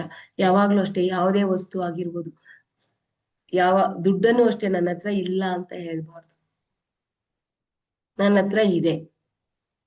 ಓಕೆ, ಇದೆ ಅಂತ ಹೇಳ್ಕೊತಾ ಇರ್ಬೇಕು ಅವಾಗ. ನನ್ನ ಹತ್ರ ದುಡ್ಡಿದೆ, ನನ್ನ ಹತ್ರ ಒಡವೆ ಇದೆ, ಈ ರೀತಿ ಹೇಳ್ಕೊಂಡಾಗ ಮಹಾಲಕ್ಷ್ಮಿ ಯಾವಾಗ್ಲೂ ನಿಮ್ ಮನೆ ಒಳಗಡೆನೆ ನೆಲೆಸೋ ಅಂತ ಪ್ರಯತ್ನ ಪಡ್ತಾಳೆ. ಅರ್ಥ ಆಯ್ತಲ್ಲ? ಯಾದಕ್ಕೋಸ್ಕರ ಮಹಾಲಕ್ಷ್ಮಿ ಎಷ್ಟೆಲ್ಲ ಸೂಕ್ಷ್ಮತೆ ಇದೆ ಆಕೆಯಲ್ಲಿ ಅಂದ್ರೆ. ಮತ್ ಇನ್ನೊಂದು, ಆಕೆಯ ಗಂಡನಿಗೆ ಅವಮಾನ ಆದ್ರೆ, ಆಕೆಯ ಗಂಡನನ್ನ ಆರಾಧನೆ ಮಾಡ್ಲಿಲ್ಲ ಅಂದ್ರೆ ಆಕೆ ಯಾವತ್ತೂ ನಿಮ್ಮನೆ ನೆನ್ಸಲ್ಲ. ನೀವ್ ಇಡ್ಬೇಕಾಗಿರೋದು ಲಕ್ಷ್ಮಿ ಜೊತೆ ವಿಷ್ಣುವನ್ನು ಸೇರಿಸಿ ಇಡ್ಬೇಕು. ಬರೀ ಲಕ್ಷ್ಮಿಯನ್ನ ಇಟ್ರೆ ಯಾವುದೇ ಪ್ರಯೋಜನ ಇಲ್ಲ. ಅಟ್ಲೀಸ್ಟ್ ಒಂದು ಚಿಕ್ಕದಾದ್ರದ್ದು ಒಂದು ಫೋಟೋ ಇರ್ಬೇಕು. ನಿಮ್ಮನೆ ದೈವ ವಿಷ್ಣು ಅಲ್ದಲೇ ಇರ್ಬೋದು, ಲಕ್ಷ್ಮಿ ಬೇಕು ವಿಷ್ಣು ಬೇಡ ಅಂದ್ರೆ ಆಕೆ ಒಪ್ತಾಳ? ಖಂಡಿತ ಒಪ್ಪಲ್ಲ. ಅವಳ ಗಂಡನನ್ನ ಯಾರೆಲ್ಲ ಆರಾಧನೆ ಮಾಡ್ತಾರೋ ಅವ್ರ ಮನೇಲಿ ಯಾವಾಗ್ಲೂ ಅವ್ಳು ಖುಷಿಯಾಗಿ ನೆನ್ಸಕ್ ಇಷ್ಟ ಪಡ್ತಾಳೆ. ಸೊ ಹಾಗಾಗಿ ಲಕ್ಷ್ಮಿ ಜೊತೆ ವಿಷ್ಣುವಿನ ಆರಾಧನೆ ಮಸ್ಟ್ ಇರುತ್ತೆ. ಇದನ್ನ ಅರ್ಥ ಮಾಡ್ಕೋಬೇಕು. ಮತ್ತೆ ವರಮಹಾಲಕ್ಷ್ಮಿ ಹಬ್ಬದಲ್ಲಿ ನಾವ್ ಹೇಳ್ಬೇಕಂದ್ರೆ, ಇವ್ರುಗಳು ಏನು ಶೆಟ್ಟಿ ಪೂಜೆ ಮಾಡ್ತಿದ್ರಲ್ಲ, ಅವ್ರನ್ನ ನೀವ್ ಅನುಕರಿಸಿ ಮಾಡೋದಕ್ಕೆ ಸ್ಟಾರ್ಟ್ ಮಾಡಿದ್ಮೇಲೆ ನೀವೆಲ್ಲ ನಿಮ್ ಮನೇಲಿ ಯಾವ ಲಕ್ಷ್ಮಿಯನ್ನ ಪೂಜೆ ಮಾಡ್ತಿದ್ದೀರಾ ಅಂದ್ರೆ, ಆ ಲಕ್ಷ್ಮಿಯನ್ನ ಪೂಜೆ ಮಾಡಿಕ್ಕೆ ಸ್ಟಾರ್ಟ್ ಮಾಡಿದ್ರು. ಯಾಕೆ ಅಂದ್ರೆ ಯಾವಾಗ್ಲೂ ಅಷ್ಟೇ ಲಕ್ಷ್ಮಿಯ ಜೊತೆ ವಿಷ್ಣುವನ್ನ ಆರಾಧನೆ ಮಾಡಿದ್ರೆ ಮಾತ್ರನೇ ಆಕೆ ಒಳಗಡೆ ಬರೋದು. ನೀವು ಆಕೆ ಒಬ್ಳನ್ನೇ ಬಾಮ್ಮ ಅಂತ ಹೇಳಿದ್ರೆ ಆಕೆ ಬರೋದಿಲ್ಲ. ಈ ಮಹಾಲಕ್ಷ್ಮಿ ವರಮಹಾಲಕ್ಷ್ಮಿ ಹಬ್ಬದಲ್ಲೂ ಕೂಡ ಯಾರೆಲ್ಲ ಲಕ್ಷ್ಮಿ ಪೂಜೆ ಮಾಡ್ತೀರಾ, ಯಾರೆಲ್ಲ ಇದ್ ಮಾಡ್ತೀರಾ, ಅವರು ಲಕ್ಷ್ಮಿಯನ್ನ ಕೂರ್ಸೋ ಕಳಸದ ಪಕ್ಕದಲ್ಲಿ ಒಂದು ಚಿಕ್ಕ ಫೋಟೋನಾದ್ರೂ ಇಡ್ಬೇಕು. ಅದರ್ವೈಸ್ ಯಾವ್ದಾದ್ರು ವಿಗ್ರಹ ಇದೆ, ವಿಗ್ರಹನಾದ್ರೂ ಇಟ್ಟಿನೇ ಪೂಜೆ ಮಾಡ್ಬೇಕು. ದಂಪತಿಗಳ ಪೂಜೆ ಮಾಡ್ಬೇಕು. ಅರ್ಥ ಮಾಡ್ಕೊಳ್ಳಿ, ದಂಪತಿಗಳ ಪೂಜೆ ಆದ್ರೆ ನಿಮ್ಮನೇಲಿ ಐಶ್ವರ್ಯ ಅಭಿವೃದ್ಧಿ ಹೆಚ್ಚಾಗ್ತಾ ಹೋಗ್ತಾ ಇರುತ್ತೆ. ಆಕೆ ಒಂಟಿಯಾಗಿ ಬರೋದಿಲ್ಲ. ಓಕೆ, ತುಳಸಿ ಹಾಕ್ತಿವಿ, ಲಕ್ಷ್ಮಿ ತುಳಸಿ ಒಂಟಿ ಹಾಕಿರ್ತೀವಲ್ವಾ, ಕೃಷ್ಣ ತುಳಸಿ ಹಾಕ್ಬೇಕು ಜೊತೆಲಿ. ಎರಡು ಸೇರಿ ಹಾಕಿದ್ರೆ ಅಭಿವೃದ್ಧಿ. ಎರಡು ಸೇರಿ ಹಾಕಿದ್ರೆ ಮನೆಯಲ್ಲಿ ಅಭಿವೃದ್ಧಿ. ಕೃಷ್ಣ ಬರೀ ಲಕ್ಷ್ಮಿನ ಹಾಕಿರ್ತೀರ. ಎಲ್ಲಾರ ಮನೆಯಲ್ಲೂ ಗೊತ್ತಿದೆ ನಿಮ್ಗೆ ತುಳಸಿ ಯಾವ ರೀತಿ ಹಾಕಿದೀರಾ ಅಂತ. ಎಸ್, ಎಲ್ಲಾರ ಮನೆಯಲ್ಲೂ ತುಳಸಿ ಗಿಡ ಇದೆ. ಎಲ್ಲರೂ ಬಿಳಿ ತುಳಸಿ ಅಂದ್ರೆ ಲಕ್ಷ್ಮಿ ತುಳಸಿಯನ್ನ ಹಾಕಿದಿರ. ಯಾರಾದ್ರೂ ಕೃಷ್ಣ ತುಳಸಿಯನ್ನ ಹಾಕಿದಿರ ಜೊತೆಯಲ್ಲಿ? ಅದು ಜೊತೆಯಲ್ಲಿ ಇದ್ದಾಗ ನಿಮಗೆ ಐಶ್ವರ್ಯ ಅಭಿವೃದ್ಧಿ ಬರುತ್ತೆ. ತುಳಸಿ ಹಬ್ಬದಲ್ಲೂ ಕೂಡ ಜೊತೆಯಾಗೇನೆ ಅವನ್ನ ನೆಡ್ಬೇಕು. ಒಂಟಿ ಲಕ್ಷ್ಮಿಯನ್ನ ಪೂಜೆ ಮಾಡಬಾರ್ದು. ವಿಷ್ಣು ಅಂದ್ರೆ ಕೃಷ್ಣನೇ ವಿಷ್ಣುನು ಕೂಡ. ಹಾಗಾದ್ರೆ ನಾವು ವರಮಹಾಲಕ್ಷ್ಮಿಯ ಹಬ್ಬಕ್ಕೆ ಯಾವ ರೀತಿಯಾದಂತ ಕೆಲವೊಂದು ಪ್ರೊಸೀಜರ್ ಅಂದ್ರೆ ಕಳಸ ಸ್ಥಾಪನೆಯಿಂದ ಹಿಡಿದು ಕಳಸದ ವಿಸರ್ಜನೆವರೆಗೂ ನಾವ್ ಏನನ್ನೆಲ್ಲ ಮಾಡ್ಬೋದು. ಓಕೆ, ಕಳಸದ ಸ್ಥಾಪನೆಯಿಂದ ಕಳಸದ ವಿಸರ್ಜನೆವರೆಗೂ ಯಾವ ರೀತಿ ನಾವು ಪ್ರೊಸೀಜರ್ನ ಫಾಲೋ ಮಾಡಬೇಕು ಅನ್ನೋದಾದ್ರೆ, ಮೊದಲನೇದಾಗಿ ಎಲ್ಲಾ ಸಿಹಿ ತಿಂಡಿಗಳನ್ನು ಮಾಡ್ಕೊಂಡಿರ್ತೀರ, ಎಲ್ಲ ಇದ್ ಮಾಡ್ಕೊಂತೀರ. ಲಕ್ಷ್ಮಿಯನ್ನ ಕೂರ್ಸುವ ಸಮಯದಲ್ಲಿ, ಓಕೆ, ಲಕ್ಷ್ಮಿಯನ್ನ ಕೂರ್ಸೋದಕ್ಕಿಂತ ಮುಂಚೆ ನೀವು ಏನನ್ನ ಮೊದಲು ಇದ್ ಮಾಡ್ಬೇಕು ಅಂದ್ರೆ, ನೀವೇನ್ ದೀಪವನ್ನ ಆರಾಧನೆ ಮಾಡ್ತಿರಲ್ಲ, ಮೊದಲನೇದಾಗಿ ದೀಪ ಹಚ್ಚಿ ಒಂದ್ ಕಡೆ ಇಡ್ಬೇಕು. ದೀಪವನ್ನ ಹಚ್ಚಿ ಒಂದ್ ಕಡೆ ಇಟ್ಟು ಆಮೇಲೆ ಲಕ್ಷ್ಮಿಯನ್ನ ಪ್ರತಿಷ್ಠಾಪನೆ ಮಾಡುವಂತಹ ಒಂದು ಪದ್ಧತಿ ಇಟ್ಕೋಬೇಕು.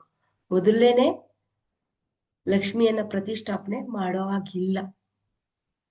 ನೀವು ಯಾವುದೇ ದೀಪ ಹಚ್ಚಿ, ಬೆಳ್ಳಿ ದೀಪ ಹಚ್ಚಿ ಅಥವಾ ಕಂಚಿಂದು ಯಾವ್ದು ನೀವು ಇರುತ್ತಲ್ಲ, ಯಾವ್ದು ಬೇಕಾದ್ರೂ ದೀಪ ಹಚ್ಬೋದು.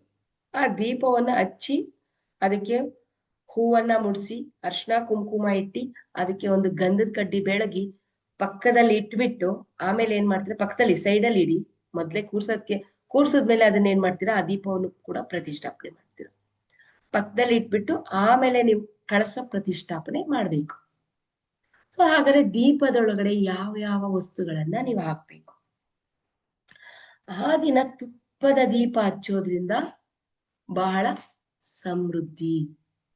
ಎಣ್ಣೆಯ ದೀಪಕ್ಕಿಂತ ಆ ಒಂದು ದಿನ ತುಪ್ಪದ ದೀಪವನ್ನ ಹಚ್ಚೋದ್ರಿಂದ ಬಹಳ ಒಳ್ಳೇದಾಗುತ್ತೆ. ಹಾಗಾದ್ರೆ ತುಪ್ಪದ ದೀಪದ ಒಳಗಡೆ ನೀವು ಯಾವ ವಸ್ತುಗಳನ್ನ ಹಾಕ್ಬೇಕು? ತುಪ್ಪದ ದೀಪದ ಒಳಗಡೆ ಯಾವ ಒಂದು ವಸ್ತುಗಳನ್ನ ಹಾಕ್ಬೇಕು ಅಂದ್ರೆ, ಒಂದು ಲವಂಗ, ಓಕೆ, ಒಂದು ಲವಂಗ, ಸ್ವಲ್ಪ ಚಕ್ಕೆ ಪೌಡ್ರ್ ಇದ್ರೆ ಚಕ್ಕೆ ಪೌಡ್ರ್ ಹಾಕಿ, ಇಲ್ಲಾಂದ್ರೆ ಚಕ್ಕೆ ಪೌಡ್ರ್ ಇಲ್ಲಾಂದ್ರೆ ಒಂದ್ ಸ್ವಲ್ಪ ಚಿಕ್ಕ ಪೀಸ್ಗಳನ್ನ. ಎರಡು ದೀಪಗಳನ್ನ ಆರಾಧನೆ ಮಾಡ್ಬೇಕು, ಒಂಟಿ ದೀಪ ಬೇಡ. ಎರಡು ದೀಪಕ್ಕೆ ಚಕ್ಕೆಯನ್ನ ಹಾಕಿ, ಒಂದು ಚಿಟಿಕಿ ಅರಿಶಿಣ, ಒಂದು ಚಿಟಿಕಿ ಅರಿಶಿಣ, ಸ್ವಲ್ಪ ಪಚ್ಚ ಕರ್ಪೂರ, ಓಕೆ, ಪಚ್ಚ ಕರ್ಪೂರ. ಅದಾದ ನಂತರ ಜಾವತ್ ಪೌಡರ್ ಅಂತ ಬರುತ್ತೆ.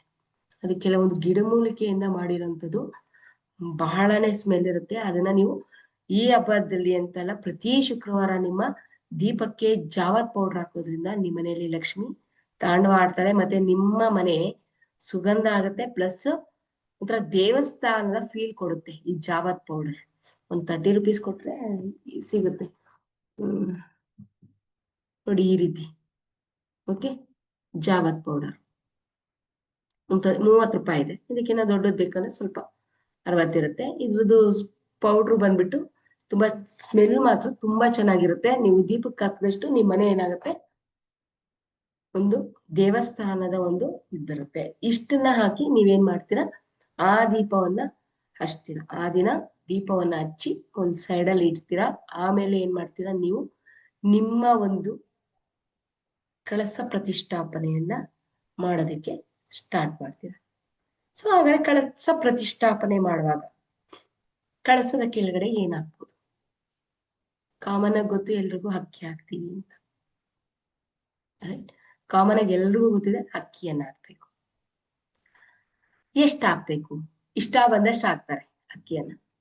ಸಿಕ್ಕಾಬಟ್ಟೆ 2 ಸೇರು 3 ಸೇರು ತಟ್ಟೆ ತುಂಬಾ ತುಂಬಿಡೋದು, ತಟ್ಟೆಯಿಂದ ಈಚೆಗಡೆ ಹರಿದು ಬರುವಂತದ್ದು, ಈ ತರ.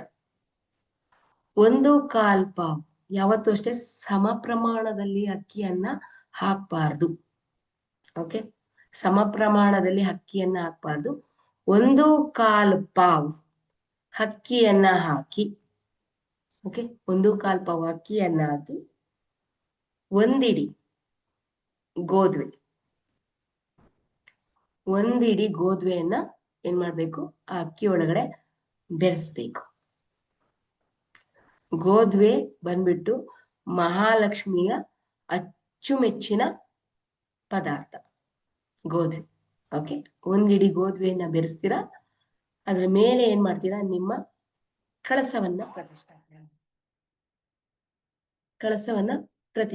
ಮಾಡ್ತೀರಾ.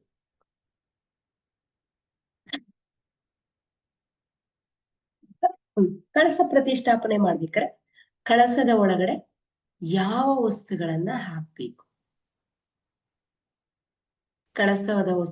ಕಳಸದ ಒಳಗಡೆ ಯಾವ ವಸ್ತುವನ್ನ ಹಾಕ್ಬೇಕು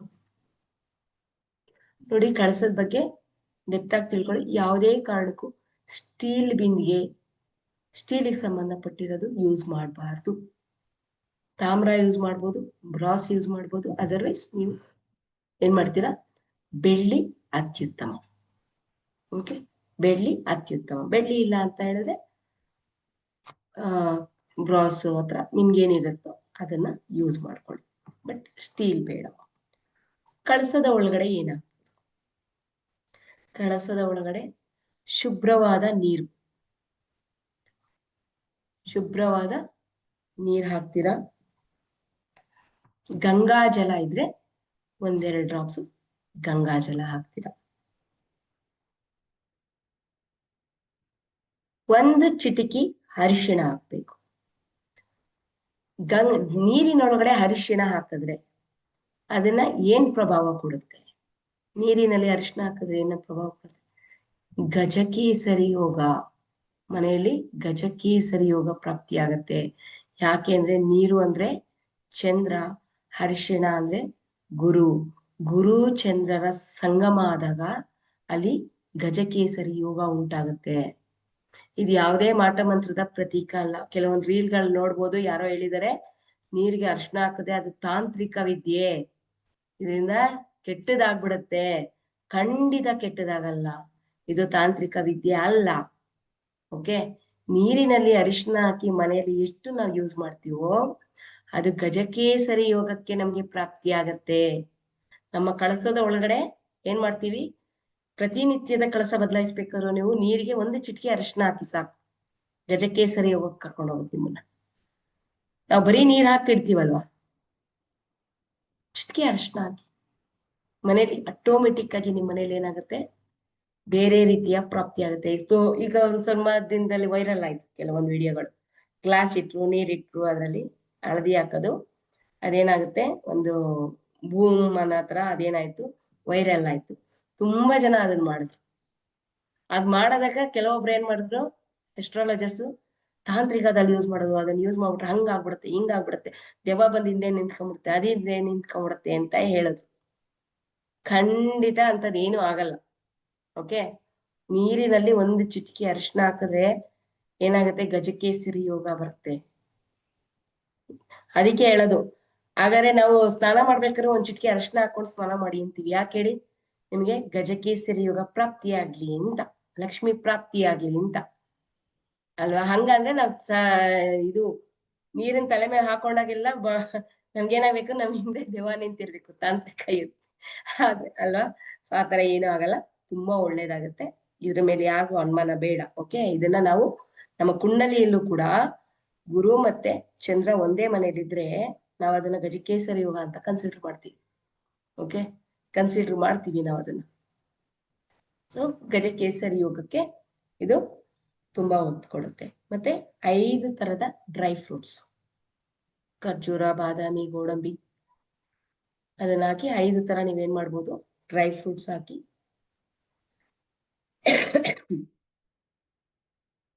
ಸ್ವಲ್ಪ ಪಚ್ಚ ಕರ್ಪೂರ, ಸ್ವಲ್ಪ ಪಚ್ಚ ಕರ್ಪೂರ, ಅದರೊಳಗಡೆ 2 ಕಾಳು ಅಕ್ಷತೆ ಕಾಳು. ಓಕೆ, 2 ಕಾಳು ಅಕ್ಷತೆ ಕಾಳು. ಆಮೇಲೆ ಒಂದು ಕಾಯಿನ್,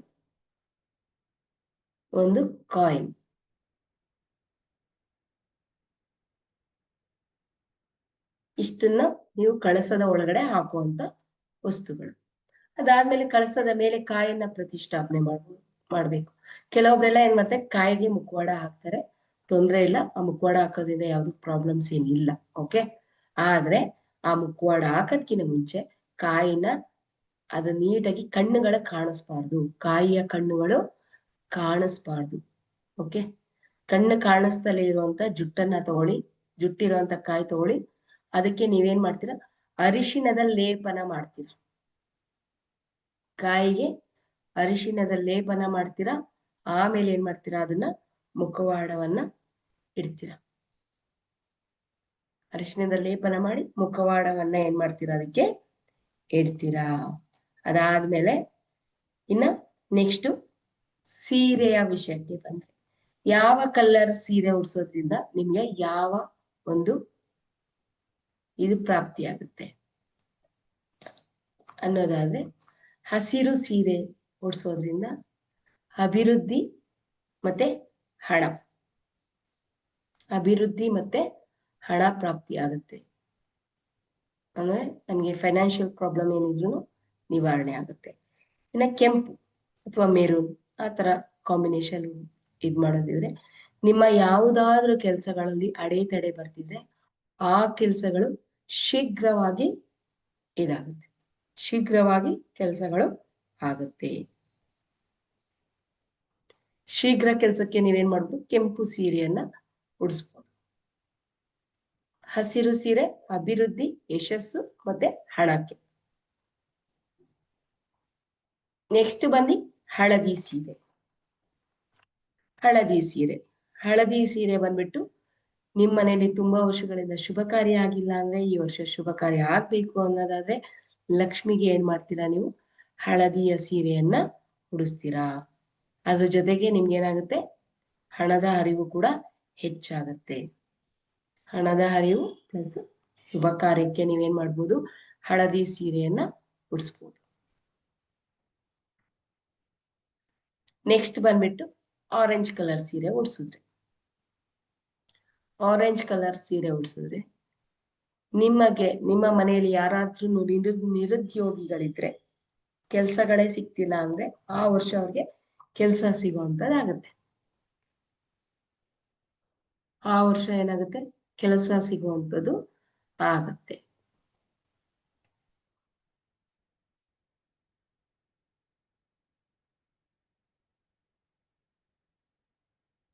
ಸೊ ಇದು ಬಂದು ಸೀರೆಯ ವಿಷಯ. ಇನ್ನ ನೈವೇದ್ಯವನ್ನ ಯಾವದನ್ನ ಮಾಡ್ಬೇಕು, ನೈವೇದ್ಯ ಅಂದ್ರೆ ಆ ದಿನ ಏನ್ ಮಾಡ್ಬೇಕು ಅಂದ್ರೆ, ಗೋಧಿ ನುಚ್ಚಿನ ಪಾಯಸ ಮಾಡೋದ್ರಿಂದ ಲಕ್ಷ್ಮಿ ಬಹಳ ಬೇಗ ತೃಪ್ತಳಾಗ್ತಾಳೆ. ಗೋಧಿ ನುಚ್ಚಿನ ಪಾಯಸ, ಓಕೆ, ಗೋಧಿ ನುಚ್ಚಿನ ಪಾಯಸ ಮಾಡೋದ್ರಿಂದ ಆಕೆ ಬೇಗ ತೃಪ್ತಳಾಗ್ತಾಳೆ. ಅದ್ರ ಜೊತೆಗೆ ನೀವೇನ್ ಮಾಡ್ಬೋದು, 5 ತರಹದ ಸಿಹಿ ಖಾದ್ಯಗಳನ್ನ, ಗೋಧಿ ಹುಗ್ಗಿ ಪಾಯಸ, ನಮ್ ಕಡೆ ಪಾಯಸ ಅಂತೀವಿ, ನಿಮ್ ಕಡೆ ಹುಗ್ಗಿ ಅಂತೀರ. ಓಕೆ, 5 ತರದ ಸಿಹಿ ಖಾದ್ಯಗಳನ್ನ ಇಡ್ಬೋದು. ಒಂದು ಬಂದು ಬೇಳೆಯ ಒಬ್ಬಟ್ಟು ಇಡ್ಬೋದು. ಓಕೆ, ರವೆ ಇಡ್ಬೋದು, ರವೆ ಉಂಡೆ ಈ ರೀತಿದು. ಸೊ ಇನ್ ನೆಕ್ಸ್ಟ್ ಯಾವ್ದಾದ್ರು ನಿಮ್ಮ ಮನಸ್ಸಲ್ಲಿ ಇದ್ರೆ ಅದನ್ನ ಹೆಸರು ಬೇಳೆ ಖಾದ್ಯವನ್ನು ಇಡ್ಬೋದು. ಓಕೆ, ಹೆಸರು ಬೇಳೆನು ಕೂಡ ಮಹಾಲಕ್ಷ್ಮಿಗೆ ಬಹಳ ಪ್ರಿಯವಾಗಿರುವಂಥದ್ದು. ಅದ್ರ ಜೊತೆಗೆ ಡ್ರೈ ಫ್ರೂಟ್ಸ್ ಜೊತೆ ಒಂದ್ ಸ್ವಲ್ಪ ಕಲ್ ಸಕ್ಕರೆ ಇಟ್ಟು ಒಂದ್ ಬಟ್ಲಲ್ಲಿ ಇಡ್ಬೋದು. ಯಾಕಂದ್ರೆ ತುಂಬಾ ಸ್ವೀಟ್ಗಳು ಮಾಡೋದನ್ನು ಅಷ್ಟು ಅನ್ಸಲ್ಲ. ಡ್ರೈ ಫ್ರೂಟ್ಸ್ ಜೊತೆ ಕಲ್ಲ ಸಕ್ಕರೆ ಇಟ್ಟು ಅದನ್ನು ಕೂಡ ನೀವು ಇಡ್ಬೋದು. ಅದಾದ್ಮೇಲೆ ಇನ್ನೊಂದು ಖಾದ್ಯ ಯಾವ್ದಾದ್ರು ಕೊಬ್ಬರಿಯಿಂದ ಯಾವ್ದಾದ್ರು ಮಾಡಿರುವಂತದನ್ನ ಕಡಲೆ ಇದ್ರನ್ನ ಕಡಲೆ ಬೇಳೆಯಲ್ಲಿ ಏನಾರ ಮಾಡಿ ಅದನ್ನು ಕೂಡ ಇಡ್ಬೋದು. ಇನ್ನ 5 ತರದ ಹಣ್ಣುಗಳನ್ನ, ಬಾಳೆಹಣ್ಣು, ಹಣ್ಣು ಹಂಪಲು, ದ್ರಾಕ್ಷಿಗಳು ಗೊತ್ತಲ್ಲ, ಒಂದು 5 ತರದ ಹಣ್ಣನ್ನ ಇಡ್ತೀರಾ. ಇದು ಬಂದ್ಬಿಟ್ಟು ಲಕ್ಷ್ಮಿಯ ನೈವೇದ್ಯಕ್ಕೆ ಇಡುವಂತ ವಸ್ತುಗಳು. ಅದಾದ್ಮೇಲೆ ಹೂವಿನ ವಿಚಾರಕ್ಕೆ ಬಂದ್ರೆ ಲಕ್ಷ್ಮಿ ತುಂಬಾ ಇಷ್ಟಪಡುವಂತ ಹೂವು ಕಮಲ ಮತ್ತೆ ಮಲ್ಲಿಗೆ ಹೂ. ಓಕೆ, ಕಮಲ ಮತ್ತೆ ಮಲ್ಲಿಗೆ ಹೂ ಬಹಳ ಪ್ರೀತಿ. ಆತನ ಗಂಡನನ್ನು ಪಕ್ಕದಲ್ಲಿ ಕೂರಿಸಿರ್ತಿರಲ್ಲ, ಅವ್ರಿಗೂ ಏನ್ ಮಾಡ್ಬೋದು, ಒಂದು ತುಳಸಿ ಹಾರವನ್ನ ಮತ್ತೆ ಮಲ್ಲಿಗೆ ಹೂವನ್ನ ಹಾಕ್ಬೋದು. ಓಕೆ, ಅದಾದ್ಮೇಲೆ ಹಳದಿ ಸೇವಂತಿಗೆಯನ್ನು ಕೂಡ ಬಳಸೋದು ಬಹಳ ಉತ್ತಮವಾಗಿರ್ತದೆ. ಹಳದಿ ಸೇವಂತಿಗೆ ಕೂಡ ಬಳಸ್ಬೋದು. ಆದ್ರೆ ಮೋಸ್ಟ್ ಇಂಪಾರ್ಟೆಂಟ್ ಅಂದ್ರೆ ಬಿಲ್ವ ಪತ್ರೆಯನ್ನ ಆ ದಿನ ನೀವು ಸಮರ್ಪಣೆ ಮಾಡೋದ್ರಿಂದ ಶಿವನು ಕೂಡ ತೃಪ್ತನಾಗ್ತಾನೆ. ಸೊ ಬಿಲ್ವ ಪತ್ರೆ ಅವೈಲಬಲ್ ಇದೆ, ಬಿಲ್ವ ಪತ್ರೆಯನ್ನು ಕೂಡ ಇಡಿ, ಮಸ್ಟ್ ಆಗಿ ಬಿಲ್ವ ಪತ್ರೆ ಇಡಿ. ಯಾಕೆಂದ್ರೆ ಶ್ರಾವಣ ಮಾಸ ವಿಷ್ಣುಗಿಂತ ಜಾಸ್ತಿ ನಾವು ಪೂಜೆ ಮಾಡೋದು ಶಿವನನ್ನ. ಓಕೆ, ಸೊ ಹಾಗಾಗಿ ಶಿವನಿಗೆ ಏನ್ ಮಾಡ್ಬೋದು, ನೀವು ಬಿಲ್ವ ಪತ್ರೆಯನ್ನು ಕೂಡ ಅರ್ಪಿಸ್ಬೋದು.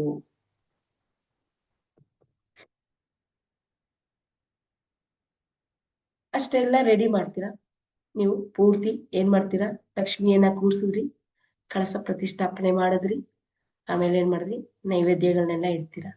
ಆದ್ರೆ ಒಂದು ಮೋಸ್ಟ್ ಇಂಪಾರ್ಟೆಂಟ್ ಏನ್ ಮಾಡ್ಬೇಕು ಅಂದ್ರೆ, ಲಕ್ಷ್ಮಿ ಪ್ರತಿಷ್ಠಾಪನೆ ಆದ್ಮೇಲೆ ಸೀರೆ ಎಲ್ಲ ಉಡ್ಸಾದ್ಮೇಲೆ ಆಕೆಗೆ ಇತ್ತರ್ ಅಂದ್ರೆ ಸುಗಂಧ ಒಂದು ಸ್ಪ್ರೇ ಮಾಡ್ಬೇಕಲ್ವಾ, ಕಳಸಕ್ಕೆ ಮತ್ತೆ ಸೀರೆಗೆ ಎಲ್ಲ ಏನ್ ಮಾಡ್ತೀರಾ, ಗಂಧದಾದ್ರೆ ಮಲ್ಲಿಗೆದಾದ್ರೆ ಬೆಸ್ಟ್.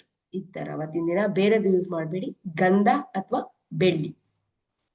ವೈಟ್ ಬೇಡ sir, white combination, white red ಇದೆಯಾ, ರೆಡ್ ಇದ್ರೆ ಓಕೆ. ಪೂರ್ತಿ ವೈಟ್ ಉಡ್ಸ್ಬಾರ್ದು, ಫುಲ್ ವೈಟ್ ಉಡ್ಸಿದ್ರೆ ಏನಾಗುತ್ತೆ, ಧೂಮಾವತಿಯ ಆಹ್ವಾನ ಆಗತ್ತೆ. ಆಯ್ತಾ, ಅತ್ತರ್ ಗಂಧದ್ದು ಅಥವಾ ಮಲ್ಲಿಗೆದು ಸ್ಪ್ರೇ ಮಾಡ್ಬೇಕು ಫುಲ್. ಲಕ್ಷ್ಮಿ ಜೊತೆ ವಿಷ್ಣುನು ಇರ್ಬೇಕು. ಯಾವುದೇ ಕಾರಣಕ್ಕೂ ವಿಷ್ಣುವನ್ನ ಬಿಟ್ಟು ಲಕ್ಷ್ಮಿಯನ್ನ ಆರಾಧನೆ ಮಾಡಬೇಡಿ. ಓಕೆ, ಇದಿಷ್ಟು ಬಂದು ನೈವೇದ್ಯ ಮತ್ತೆ ಕಳಸ ಪ್ರತಿಷ್ಠಾಪನೆ. ಅದಾದ ನಂತರ ನಾವೊಂದು ವರ್ಷ ಪೂರ್ತಿಗೆ ನಮ್ಮನೆ ಲಕ್ಷ್ಮಿ ನೆಲೆಸ್ಲಿ ಅಂತ ನಾವೇನ್ ಮಾಡ್ಬೋದು, ಒಂದು ಪೋಟ್ಲಿ ಮಾಡೋಣ. ಓಕೆ, ಒಂದು ಕೆಂಪು ಕಲರ್ದು ಚೀಲ ಹೊಲಿಸ್ಕೊಂತೀರಾ, ಪುಟ್ಟ ಚೀಲ, ಚಿಕ್ಕ ಚೀಲ ಹೊಲಿಸ್ಕೊಳ್ಳಿ, ಕೈಯಲ್ಲೇ ಬೇಕಾದ್ರೂ ಸ್ಟಿಚ್ ಮಾಡ್ಕೋಬಹುದು. ಓಕೆ, ಆ ಚೀಲದಲ್ಲಿ ಏನೇನೆಲ್ಲ ಹಾಕಿ ಲಕ್ಷ್ಮಿ ಮುಂದೆ ಇಡ್ಬೇಕು ಅನ್ನೋದಾದ್ರೆ, ಪೋಟ್ಲಿ ಮಾಡೋದಾದ್ರೆ, ಒಂದು ಅರಿಶಿಣದ ಕೊಂಬಿಡ್ತೀರಾ, ಸ್ವಲ್ಪ ಧನಿಯಾ ಕಾಳನ್ನ ಹಾಕ್ತೀರಾ ಆ ಪೋಟ್ಲಿ ಒಳಗಡೆ. 2 ಏಲಕ್ಕಿ ಹಾಕ್ತೀರಾ,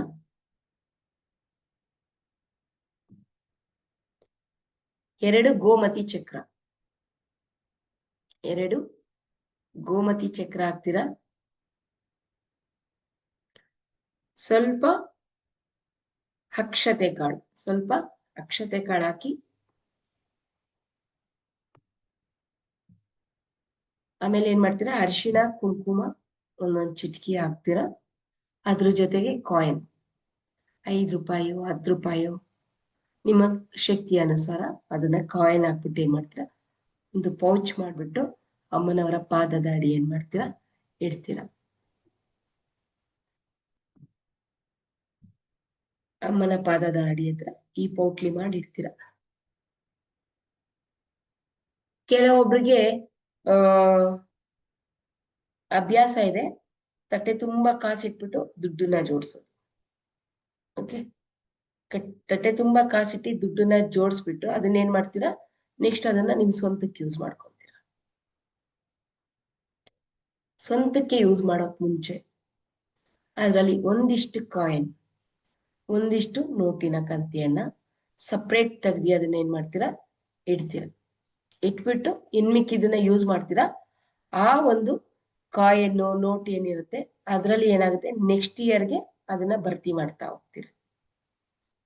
ನೆಕ್ಸ್ಟ್ ಇಯರ್ಗೆ ಅದನ್ನ ಭರ್ತಿ ಮಾಡ್ತಾ ಹೋಗ್ತೀರಾ ಮುಂದಿನ ವರಮಹಾಲಕ್ಷ್ಮಿ ಹಬ್ಬಕ್ಕೆ.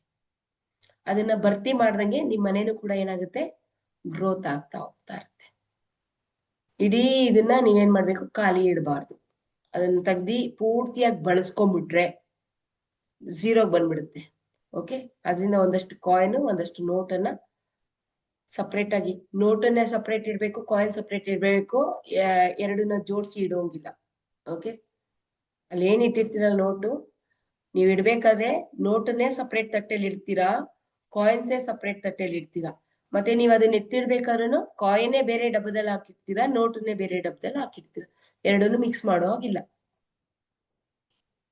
ಓಕೆ, ಅದೇನಾಗುತ್ತೆ, ನಿಮ್ಗೆ ನೆಕ್ಸ್ಟ್ ಇಯರ್ಗೆ ಅದಕ್ಕೆ ಗ್ರೋತ್ ಆಗುತ್ತೆ. ಅದರಿಂದನೇ ಬೇಕಾದ್ರೆ ನೀವು ನಿಮ್ಮ ವರಮಹಾಲಕ್ಷ್ಮಿ ಹಬ್ಬವನ್ನ ನೀವು ನಡೆಸುವಷ್ಟು ಅದರಲ್ಲಿ ಅಮೌಂಟ್ ಏನಾಗುತ್ತೆ, ಹೆಚ್ಚಾಗಿ ಕೂಡ್ತಾ ಬರುತ್ತೆ. ಇದು ಬಂದ್ಬಿಟ್ಟು ನಿಮ್ಗೆ ಇದ್ ಮಾಡೋದು. ಅಕಸ್ಮಾತ್ ಇದನ್ನೆಲ್ಲ ಮಾಡಿದ್ಮೇಲೆ ನಮ್ಗೆ ಏನಾಗುತ್ತೆ, ವಿಸರ್ಜನೆ ಅದನ್ನ ತೆಗಿಬೇಕು. ಆ ದಿನನೇ ಯಾವ ಕಾರಣಕ್ಕೂ ಲಕ್ಷ್ಮಿಯನ್ನ ತೆಗಿಯೋ ಹಾಗಿಲ್ಲ. ಅರ್ಥ ಆಯ್ತಲ್ಲ? ಆ ದಿನನೇ ಸೇಮ್ ಡೇ ಲಕ್ಷ್ಮಿಯನ್ನ ತೆಗಿಯೋ ಹಾಗಿಲ್ಲ. ಅದ್ರ ನೆಕ್ಸ್ಟ್ ಡೇ ತೆಗಿಬೇಕು. ನೆಕ್ಸ್ಟ್ ಡೇ ತೆಗಿಯೋ ಪ್ರೊಸೀಜರ್ ಹೇಗಿರ್ಬೇಕು? ಏನ್ ಮಾಡ್ತಾರೆ, ಲಕ್ಷ್ಮಿಯನ್ನ ತೆಗಿಬೇಕಾದ್ರೆ ಏನ್ ಮಾಡ್ತಾರೆ, ಪಟ ಅಂತ ಎಲ್ಲ ಎತ್ತಿ ಕಿತ್ತಿ ಬಿಸಾಕಿ ಕಳಸನ ಏನ್ ಮಾಡ್ಬಿಡ್ತಾರೆ, ತೆಗೆದು ಬಿಡ್ತಾರೆ. ಆ ರೀತಿ ಯಾವತ್ತು ಮಾಡಬಾರ್ದು. ಓಕೆ, ಕಳಸವನ್ನ ತೆಗಿಯೋ ಮುನ್ನ ಪಿರಾಮಿಡ್ ಲಾಸ್ಟ್ ಟೈಮ್ ಹೇಳಿದ್ನಲ್ಲ, ಪಿರಾಮಿಡ್ ಮಾಡ್ಸಿದ್ನಲ್ಲ, ಆ ಪಿರಾಮಿಡ್ನು ಈ ಸಲ ಇಡಿ ಲಕ್ಷ್ಮಿ ಹತ್ರ, ಅದಿನ್ನೂ ಪವರ್ ಆಗತ್ತೆ. ಓಕೆ, ಲಾಸ್ಟ್ ಟೈಮ್ ಪಿರಾಮಿಡ್ ಹೇಳ್ಕೊಟ್ಟಿದೆ, ಎಲ್ಲರಿಗೂ ಗೊತ್ತಿದೆ ಅಲ್ಲ, ಲಿಂಕ್ ಇದೆಯಲ್ಲ ಯೂಟ್ಯೂಬ್, ಮತ್ತೆ ಹಾಕ್ತೀನಿ, ಅದನ್ನ ನೋಡ್ಕೊಂಡು ಪಿರಾಮಿಡ್ ಮಾಡ್ಕೊಳ್ಳಿ. ಓಕೆ, ಆ ಪಿರಾಮಿಡ್ ಮಾಡೋದ್ರಿಂದ ಇನ್ನೂ ತುಂಬಾ ಹೆಚ್ಚಾಗಿ ನಿಮ್ಗೆ ಗ್ರೋತ್ ಆಗುತ್ತೆ. ಹಾಗೆ ಲಕ್ಷ್ಮಿಯನ್ನ ರಿಮೂವ್ ಮಾಡೋದು ಹೇಗೆ, ಲಕ್ಷ್ಮಿಯನ್ನ ನಮ್ಮ ಮನೆಯನ್ನ ಕಳ್ಸ್ಕೊಡ್ಬೇಕಲ್ವಾ ನೆಕ್ಸ್ಟ್ ಡೇ, ಆಕೆನು ಗಂಡನ್ನ ಹೋಗಿ ಮೀಟ್ ಮಾಡ್ಬೇಕಲ್ಲ, ಎಲ್ಲಾರ ಮನೆಗೂ ಬಂದ್ ಕೂತಿರ್ತಾರೆ. ಹಾಗೆ ಮಾಡ್ಬೇಕಾದ್ರೆ ಬೆಳಗ್ಗೆ ಬಂದ್ಬಿಟ್ಟು ಹಾಲಿನಿಂದ ಮಾಡಿರೋಂಥ ಶಾವಿಗೆ ಪಾಯಸವನ್ನ ನೈವೇದ್ಯಕ್ಕೆ ಇಡ್ಬೇಕು. ಓಕೆ, ಹಾಲಿನಿಂದ ಮಾಡಿರೋ ಪಾಯಸವನ್ನ ನೈವೇದ್ಯಕ್ಕೆ ಇಡ್ತೀರಾ. ಮತ್ತೆ ಅದಕ್ಕೆ ತೆಂಗಿನಕಾಯಿ ಹೊಡಿಬೇಕು. ತೆಂಗಿನಕಾಯಿ ಆ ದಿನನೂ ಕೂಡ ಒಂದು ತೆಂಗಿನಕಾಯಿಯನ್ನ ಏನ್ ಮಾಡ್ತೀರಾ, ಹೊಡ್ದಿ ಪೂಜೆಯನ್ನ ಮಾಡ್ತೀರಾ. ಮತ್ತೊಂದು ಸಲ ಪೂಜೆ ಮಾಡ್ತೀರಾ. ಪೂಜೆ ಮಾಡಿದ ನಂತರ ಒಂದು ತಟ್ಟೆಯಲ್ಲಿ ಸ್ವಲ್ಪ ನೀರು, ಅರಿಶಿಣ, ಅದಾದ್ಮೇಲೆ ಸ್ವಲ್ಪ ಏನ್ ಮಾಡ್ತೀರಾ, ಸುಣ್ಣ ಬೆರೆಸಿ ಕೆಂಪು ನೀರ್ ಮಾಡ್ಕೊಂತೀರಾ. ಕೆಂಪು ನೀರ್ ಮಾಡಿ ಒಂದು ವಿಳೆದೆಲೆ ಇಟ್ಟು ಅಥವಾ ದೀಪನಾದ್ರೂ ಇಡ್ಬೋದು, ಚಿಕ್ಕ ದೀಪನಾದ್ರೂ ಇಡಿ, ಇಲ್ಲ ವಿಳೆದೆಲೆ ಇಟ್ಟು ಕರ್ಪೂರನಾದ್ರೂ ಮಾಡಿ ಏನ್ ಮಾಡ್ತೀರಾ, ಸಾರಿ, ಫಸ್ಟ್ ವಿಳೆದೆಲೆ ಕರ್ಪೂರ ಇಟ್ಟು ಆಕೆಗೆ ದೃಷ್ಟಿಯನ್ನ ತೆಗಿತೀರಾ. ನೈಟಲ್ಲೂ ಕೂಡ ಒಂದ್ಸಲಿ ದೃಷ್ಟಿ ತೆಗ್ದಿರ್ತೀರಾ. ಓಕೆ, ನೈಟಲ್ಲೂ ಕೂಡ ರಾತ್ರಿ ಸಮಯ ಎಲ್ಲರೂ ಬಂದು ನೋಡ್ಕೊಂಡೋಗಿ ನಿಮ್ಮ ಮನೇಲಿ ಎಷ್ಟು ಚೆನ್ನಾಗಿ ಕೂರ್ಸಿದ್ದೀರಾ ಲಕ್ಷ್ಮಿಯನ್ನ ಅಂತ ಕಣ್ ಬಿದ್ದಿರುತ್ತೆ, ಗೊತ್ತಾ, ಕಣ್ ಬಿದ್ದಿರುತ್ತೆ. ಅದಕ್ಕೆ ನೈಟಲ್ಲಿ ದೃಷ್ಟಿ ತೆಗ್ದಿ ಏನ್ ಮಾಡ್ತೀರಾ, ರೋಡಿಗೆ ನೀರನ್ನು ಚೆಲ್ಬೇಕು ನೀವು. ನೈಟು ಇನ್ನೆಲ್ಲ ಬಂದು ಅರ್ಶಿನ ಕುಂಕುಮ ಕೊಟ್ಟಿ ಎಲ್ಲಾ ಹೆಂಗಸರುಗಳು ಬಂದು ತಗೊಂಡು ಹೋದ್ರು. ಅದಾದ ಸಂದರ್ಭದಲ್ಲಿ ನೀವೇನ್ ಮಾಡ್ತೀರಾ, ಒಂದು ದೃಷ್ಟಿಯನ್ನ ತೆಗ್ದಿ ಹೊರಗಡೆ ಹೋಗ್ತೀರಾ. ಮಾರ್ನಿಂಗ್ ಏನ್ ಮಾಡ್ತೀರಾ, ಸೇಮ್ ಪ್ರೊಸೀಜರ್ ಅಲ್ಲೇನೆ ನೀವೇನ್ ಮಾಡ್ತೀರಾ, ಒಂದು ದೀಪವನ್ನ ಇಟ್ಬಿಟ್ಟು ಏನ್ ಮಾಡ್ತೀರಾ, ದೀಪಾರಾಧನೆ ಮಾಡ್ಬಿಟ್ಟು, ಅಮ್ಮ ನಿನ್ನ ಮನೆಗೆ ಲಕ್ಷ್ಮಿ ಬಂದಿದ್ಯಾ, ನಿನ್ನ ಮನೆಗೆ ಸಮೃದ್ಧಿ ಸಂಪತ್ತನ್ನೆಲ್ಲ ಕೊಟ್ಟಿದ್ಯಾ, ನೀನು ಹೋಗಿ ನಿನ್ನ ಗಂಡನ ಹತ್ರ ಹೋಗಿ ಮತ್ತೆ ನಮ್ಮ ಮನೆಗೆ ಬಾ, ಹೇಳ್ಕೋಬೇಕಾಗಿರೋ ರೀತಿ ಇದು. ಓಕೆ, ನಿನ್ನ ಗಂಡನ ಹತ್ರ ಹೋಗಿ ಮತ್ತೆ ನಮ್ಮನೆಗೆ ಬಾ ಅಂತ ಹೇಳ್ಬಿಟ್ಟು ಆಕೆಗೆ ಏನ್ ಮಾಡ್ತೀರಾ, ಬೀಳ್ಕೊಡುಗೆ ಕೊಡ್ತೀರಾ. ಕೊಟ್ಟ ನಂತರ ಎಲ್ಲಾ ವಸ್ತುವನ್ನು ತೆಗೆದ್ಮೇಲೆ ಕಳಸದ ಚೆಂಬಲ್ಲಿರುವಂತ ನೀರು ಏನಿರುತ್ತೆ ಅದನ್ನ ತೆಂಗಿನ ಮರಕ್ಕೆ ಅಥವಾ ಅಶ್ವತ್ಥ ಕಟ್ಟೆಗೆ, ಓಕೆ, ತೆಂಗಿನ ಮರ ಅಥವಾ ಅಶ್ವತ್ಥ ಕಟ್ಟೆಗೆ ಆ ಜಲವನ್ನ ಸಮರ್ಪಣೆ ಮಾಡಿ ಬರ್ತೀರಾ. ಅದ್ರೊಳಗಡೆ ಇರೋ ಕಾಯಿನ್ನ ವಾಪಸ್ ತಗೊಂಡ್ ಬಂದು ನಿಮ್ಮನೆ ತಿಜೋರಿಯಲ್ಲಿ ಇಡ್ತೀರಾ.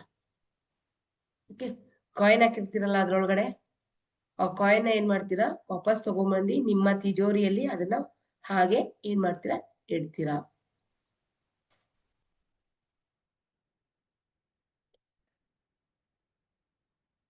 ಸೊ ಬೆಳಗ್ಗೆ ಲಕ್ಷ್ಮಿಯನ್ನ ಪೂಜೆ ಮಾಡ್ಬೇಕಾದ್ರೆ, ಲಕ್ಷ್ಮಿಯನ್ನ ಪ್ರತಿಷ್ಠಾಪನೆ ಮಾಡಿ ಪೂಜೆ ಮಾಡುವಾಗ ಯಾವ ರೀತಿ ಮಾಡ್ತೀರಾ? ಇದೆಲ್ಲ ನೈವೇದ್ಯ ಆಯ್ತು, ಕಳಸ ಪ್ರತಿಷ್ಠಾಪನೆ ಆಯ್ತು, ಪ್ರತಿಯೊಂದು ಆಯ್ತು, ಎ ಟು ಝೆಡ್ ಆಯ್ತು. ಬೆಳಗ್ಗೆ ಪೂಜೆಯ ಸಂದರ್ಭದಲ್ಲಿ ನೀವೇನ್ ಮಾಡ್ಬೇಕು, ಲಕ್ಷ್ಮಿ ಅಷ್ಟೋತ್ತರ, ಓಕೆ, ಲಕ್ಷ್ಮಿ ಅಷ್ಟೋತ್ತರವನ್ನ ಓದ್ಬೇಕು, ಅಥವಾ ಲಲಿತಾ ಸಹಸ್ರನಾಮವನ್ನ ಓದ್ಬೋದು. ಲಕ್ಷ್ಮಿ ಅಷ್ಟೋತ್ತರ, ಲಲಿತಾ ಸಹಸ್ರನಾಮ, ಲಲಿತಾ ಸಹಸ್ರನಾಮಾವಳಿಯನ್ನ ಓದ್ಬೋದು. ಓಕೆ, ಸಪೋಸ್ ಓದಕ್ಕಾಗಲ್ಲ, ಟೈಮ್ ಇಲ್ಲ ಅಂದ್ರೆ ಅಟ್ಲೀಸ್ಟ್ ಆ ಸಮಯದಲ್ಲಿ ಅದನ್ನ ಪ್ಲೇ ಮಾಡೋದ್ರೂ ಬಿಡ್ಬೇಕು. ಓಕೆ, ಪ್ಲೇ ಮಾಡೋದ್ರೂ ಬಿಡ್ಬೇಕು, ಓದಕ್ಕಾಗ್ಲಿಲ್ಲ ಅಂದ್ರೆ. ಖಡ್ಗಮಾಲಾ ಸ್ತೋತ್ರ ಯಾರಿಗೆ ದೀಕ್ಷೆ ಆಗಿದೆ, ಅವರು ಖಡ್ಗಮಾಲಾ ಸ್ತೋತ್ರವನ್ನು ಕೂಡ ಓದ್ಕೋಬಹುದು. ಅದು ಬಹಳ ಪವರ್ಫುಲ್ ಇರುವಂಥದ್ದು. ದೀಕ್ಷೆ ಆಗಿದ್ರೆ ಮಾತ್ರ, ದೀಕ್ಷೆ ಆಗಿಲ್ಲ ಅಂದ್ರೆ ಯಾವ ಕಾರಣಕ್ಕೂ ಯಾರೂ ಓದ್ಲಿಕ್ಕೆ ಹೋಗ್ಬೇಡಿ. ಓಕೆ, ಖಡ್ಗಮಾಲಾ ಸ್ತೋತ್ರ ದೀಕ್ಷೆ ಆಗಿದ್ರೆ ಓದಿ, ಅದರ್ವೈಸ್ ಬೇಡ. ಇದು ಬೆಳಗ್ಗೆ. ಅದಕ್ಕೆ ಮುಂಚೆ ಸಂಕಲ್ಪವನ್ನ ಮಾಡ್ಬೇಕು. ನೀವು ಏನ್ ಮಾಡ್ತೀರಾ, ಒಂದ್ ನಿಮಿಷ. ಅದಕ್ ಮುಂಚೆ ನೀವು ಕಳಸ ಪ್ರತಿಷ್ಠಾಪನೆ ಮಾಡಿದ್ರಿ, ದೀಪ ಮೊದ್ಲೇ ಹಚ್ಚಿಟ್ಟಿದ್ದನ್ನ ಅದ್ರ ಮುಂದೆ ಎಲ್ಲ ಇಟ್ರಿ, ಎಲ್ಲ ಇದ್ ಮಾಡಿದ್ರಿ. ಓಕೆ, ಒಂದು ಸಂಕಲ್ಪ ಮಾಡ್ಕೋಬೇಕು. ಆ ದಿನ ಯಾವ ತಿಥಿ ಬಂದಿದೆ ಆ ತಿಥಿ ಮತ್ತೆ ಕರ್ಣ ಭಾವ, ಓಕೆ, ಅದನ್ನ ನಾನು ನಿಮ್ಗೆ ಒಂದು 2 days ಮುಂಚೆ ಹಾಕ್ತೀನಿ. ಅಲ್ಲಿ ಏನ್ ಮಾಡ್ತೀರಾ, ನಿಮ್ಮ ಹೆಸರು ಹೇಳ್ಕೊಂತೀರಾ, ತಿಥಿ ಹೇಳ್ತೀರಾ, ನಕ್ಷತ್ರ ಹೇಳ್ತೀರಾ, ಕರ್ಣ ಮತ್ತೆ ಭಾವಗಳನ್ನ ಹೇಳ್ಕೊಂಡು, ಈ ದಿನ ನಾನು ನಿನ್ನನ್ನ ನಮ್ಮನೇಲಿ ಪ್ರತಿಷ್ಠಾಪನೆ ಮಾಡ್ತಿದ್ದೀನಿ, ನಮ್ಮನೇಲಿ ನೀನು ಬಂದಿ ನೆಲೆಸು ಅಂತ ಬೇಡ್ಕೊಂತ, ಐಶ್ವರ್ಯ ಪ್ರಾಪ್ತಿ ಆಗ್ಲಿ ನಮ್ಮನೆಗೆ ಅಂತ ಬೇಡ್ಕೊಂತ ಏನ್ ಮಾಡ್ತೀರಾ, ಸಂಕಲ್ಪ ಮಾಡಿ ಏನ್ ಮಾಡ್ತೀರಾ, ಪೂಜಾ ವಿಧಾನವನ್ನ ಕೈಗೊಳ್ತೀರಾ. ಸಂಕಲ್ಪ ಮಾಡಿದ್ಮೇಲೆ ಲಕ್ಷ್ಮೀ ಸಹಸ್ರನಾಮ ಅಥವಾ ನಾಮಾವಳಿ, ಓಕೆ, ಅಷ್ಟೋತ್ತರ ಇವುಗಳನ್ನ ನೀವು ಹೇಳ್ಕೋಬಹುದು. ಸಂಕಲ್ಪ ಮಾಡಿ ಅವನ್ನ ಹೇಳ್ಕೊಂಡು ಪೂಜೆ ಮಾಡ್ತೀರಾ. ಓಕೆ, ಇಷ್ಟನ್ನ ಇದ್ ಮಾಡಿ. ಇನ್ನ ಬಂದವ್ರ ಕೈಲೆಲ್ಲ ಕೆಲವೊಬ್ರದ್ದು ರೂಢಿ ಇದೆ ಅಕ್ಷತೆ ಕಾಳು ಹಾಕ್ಸೋದು ಲಕ್ಷ್ಮಿ ಮೇಲೆ. ಓಕೆ, ಬಂದವರೆಲ್ಲ ಏನ್ ಮಾಡ್ತಾರೆ, ಅಕ್ಷತೆ ಎತ್ಕೊಂತಾರೆ, ನಮಸ್ಕಾರ ಮಾಡ್ತಾರೆ, ನಮ್ಮ ಮನೆಗೆ ಒಳ್ಳೇದಾಗ್ಲಮ್ಮ ಅಂತ ಅನ್ಬಿಟ್ಟು ಹಾಕ್ತಾರೆ. ಅಕ್ಷತೆಯನ್ನು ಮಾಡ್ಕೊಳ್ಳೋದು ಗೊತ್ತಿದೆ ನಿಮ್ಗೆ. ತುಪ್ಪ ಒಂದ್ ಸ್ವಲ್ಪ, ಒಂದ್ ಚಿಟ್ಕೆ, ಒಂದ್ ಸ್ವಲ್ಪ ಅರಿಶಿನ ಕುಂಕುಮ ಹಾಕಿ ಅಕ್ಷತೆ ಮಾಡಿ ಇಡ್ತೀರಾ. ಇನ್ನ ಬಂದಂತ ಮುತ್ತೈದೆಯರಿಗೆ ನೋಡಿ, ನಾನು ಕೆಲವೊಂದು ವಿಚಾರಗಳನ್ನ ಇಲ್ಲಿ ಹೇಳ್ತೀನಿ. ಬಂದಂತ ಮುತ್ತೈದೆಯರು ಅಕಸ್ಮಾತ್ ಯಾರನ್ನ ವಿಡೋಸ್ ಇದ್ರೆ ಅವ್ರನ್ನ ಕರೀದಲೇ ಇರಬೇಡಿ, ಅವರೇ ಮಹಾ ಮುತ್ತೈದೆಯರು. ಅವ್ರು ನೋಡಿರಷ್ಟು ನಾವು ನೋಡಿರಲ್ಲ. ಓಕೆ, ಅವರು ಬಂದ್ರು ಕೂಡ ಅವ್ರಿಗೂ ಕೂಡ ನೀವು ಕೆಲವೊಬ್ರನ್ನ ನೋಡಿದೀನಿ, ಕೆಲವೊಂದ್ ಮನೇಲಿ ಬರೀ ಬಾಳೆಹಣ್ಣ ಕೊಟ್ಟು ಕಳಿಸುವಂಥದ್ದು, ಎಲೆ ಇಟ್ಬಿಟ್ಟು ಬಾಳೆಹಣ್ಣು ಕೊಟ್ಟು ಕಳಿಸ್ತಾರೆ. ಅವ್ರು ಮುಡಿದಲೇ ಇರ್ಲಿ, ಕುಂಕುಮ ಇಟ್ಕೊಳ್ದಲೇ ಇರ್ಲಿ, ನೀವ್ ಏನ್ ಕೊಡ್ಬೇಕೋ ಪದ್ಧತಿ ಇದೆಯೋ ಅದನ್ನ ಅವ್ರ ಮುಂದೆ ಕೊಟ್ಟೆ ಕೊಡ್ಬೇಕು. ಅರ್ಶಿನ ಕುಂಕುಮ ಬಾಳೆಹಣ್ಣು ಹೂವ ಇಷ್ಟನ್ನು ಅವ್ರ ಮುಂದೆ ಇಡ್ಬೇಕು. ಅವ್ರ ಅದ್ರಲ್ಲಿ ಏನ್ ಸ್ವೀಕಾರ ಮಾಡ್ತಾರೋ ಅದು ಅವ್ರಿಗೆ ಸಂಬಂಧಪಟ್ಟಿರೋದು. ಓಕೆ, ಬಟ್ ಅವ್ರು ಬಂದ್ರು ಅಂತ ನೀವು ಮಂಗಳ ದ್ರವ್ಯಗಳನ್ನ ಕೊಡದಲೇ ಹೀರೋ ಆಗಿಲ್ಲ. ಅರ್ಶಿನ ಕುಂಕುಮ ಎಲ್ಲವೂ ಕೂಡ ಕೊಡ್ಬೇಕು.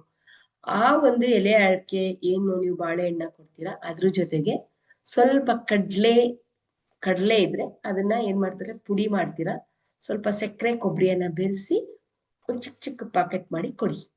ಯಾಕಂದ್ರೆ ಎಲ್ಲರಿಗೂ ಊಟ ಅಂತೂ ಕೆಲವೊಬ್ರು ಎಲ್ಲಾರ ಮನೇಲೂ ಪೂಜೆ ಮಾಡಿರೋದ್ರಿಂದ ಯಾರು ಕೂಡ ಯಾರ ಮನೇಲೂ ಊಟ ಮಾಡೋದಿಲ್ಲ, ರೈಟ್? ಆದ್ರೆ ಅವತ್ತಿನ ದಿನ ನಿಮ್ ಮನೆಯಿಂದ ಸಿಹಿ ಖಾದ್ಯಗಳು ಸಿಂಪಲ್ ಆಗಿ ಯಾವ್ದಾದ್ರು ಹೋಯ್ತು ಅಂದ್ರೆ ಅದು ತುಂಬಾ ಒಳ್ಳೇದು. ಅದರಲ್ಲಿ ಕಡಲೆ ಪುಡಿ ಮಾಡ್ತೀರಾ, ಸ್ವಲ್ಪ ಸಕ್ಕರೆ ಬೆರೆಸ್ತೀರಾ, ಕೊಬ್ಬರಿ ತುರಿಯನ್ನ ಬೆರೆಸಿ ಪಾಕೆಟ್ಗಳನ್ನ ಮಾಡಿ ಏನ್ ಮಾಡ್ತೀರಾ, ಬಂದಂತವ್ರಿಗೆ ಅರ್ಶಿನ ಕುಂಕುಮದ ಜೊತೆ ಕೊಟ್ಟು ಕಳಿಸ್ತೀರಾ. ಮತ್ತೆ ಬ್ಲೌಸು ಚಿಕ್ಕ ಚಿಕ್ಕ ಪೀಸ್ ಎಲ್ಲ ಕೊಡಕ್ ಹೋಗ್ಬೇಡಿ. ಕೊಟ್ರೆ ಕರೆಕ್ಟ್ ಆಗಿರೋ ಬ್ಲೌಸ್ ಪೀಸ್ ಕೊಡಿ, ಅದರ್ವೈಸ್ ಬ್ಲೌಸ್ ಪೀಸ್ ಕೊಡ್ಲಿಲ್ಲ ಅಂದ್ರೂ ಪರವಾಗಿಲ್ಲ. ಓಕೆ, ಆದ್ರೆ ಅವ್ರಿಗೆ ಬರೋಂತವ್ರಿಗೆ ಅರ್ಶಿನ ಕುಂಕುಮ ನೀಟಾಗಿ ಕೊಟ್ಟು ಕಳಿಸಿ. ಯಾರೇ ಬಂದಿರ್ಬೋದು. ಸಪೋಸ್ ಯಾರೋ ನಿಮ್ ಮನೆಗೆ ಎಂಟ್ರಿ ಕೊಟ್ರು, ಅವ್ರಿಗೆ ಗೊತ್ತೇ ಇರಲ್ಲ ಅವರು ಪೀರಿಯಡ್ಸ್ ಆಗೋಗಿರ್ತಾರೆ ಅಂತ ಅವ್ರು ಬಂದ್ರೆ ನಿಮ್ಮನೆಗೆ ಸಾಕ್ಷಾತ್ ಮಹಾಲಕ್ಷ್ಮಿ ಬಂದ್ಲು ಅಂತ ಅರ್ಥ. ಓಕೆ, ಸಾಕ್ಷಾತ್ ಮಹಾಲಕ್ಷ್ಮಿಯೇ ನಿಮ್ಗೆ ಒಲೆದು ಬಂದ್ಲು.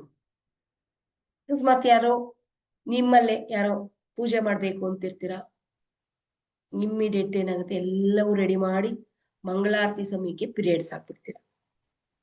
ಆ ಸಂದರ್ಭದಲ್ಲಿ ಪೂಜೆ ನಿಲ್ಲಿಸ್ಬೇಕಾ? ಖಂಡಿತ ಪೂಜೆ ನಿಲ್ಸೋ ಆಗಿಲ್ಲ. ಓಕೆ, ಪೀರಿಯಡ್ಸ್ ಆಗಿದ್ರು ಕೂಡ ಮಹಾಲಕ್ಷ್ಮಿ ಏನಾಗಿದ್ದಾಳೆ, ನಿಮ್ಮನೆಗೆ ಖುಷಿಯಾಗಿ ಬಂದಿದ್ದಾಳೆ ಅಂತ ಅನ್ಕೊಂಡು ಪೂಜೆಯನ್ನ ಮುಂದುವರಿಸ್ತೀರ.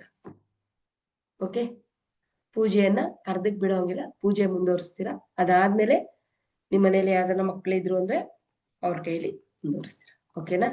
ಇದೆಲ್ಲ ಅದೃಷ್ಟದ ಸಂಕೇತ. ಆ ದಿನ ನಿಮ್ಗೆ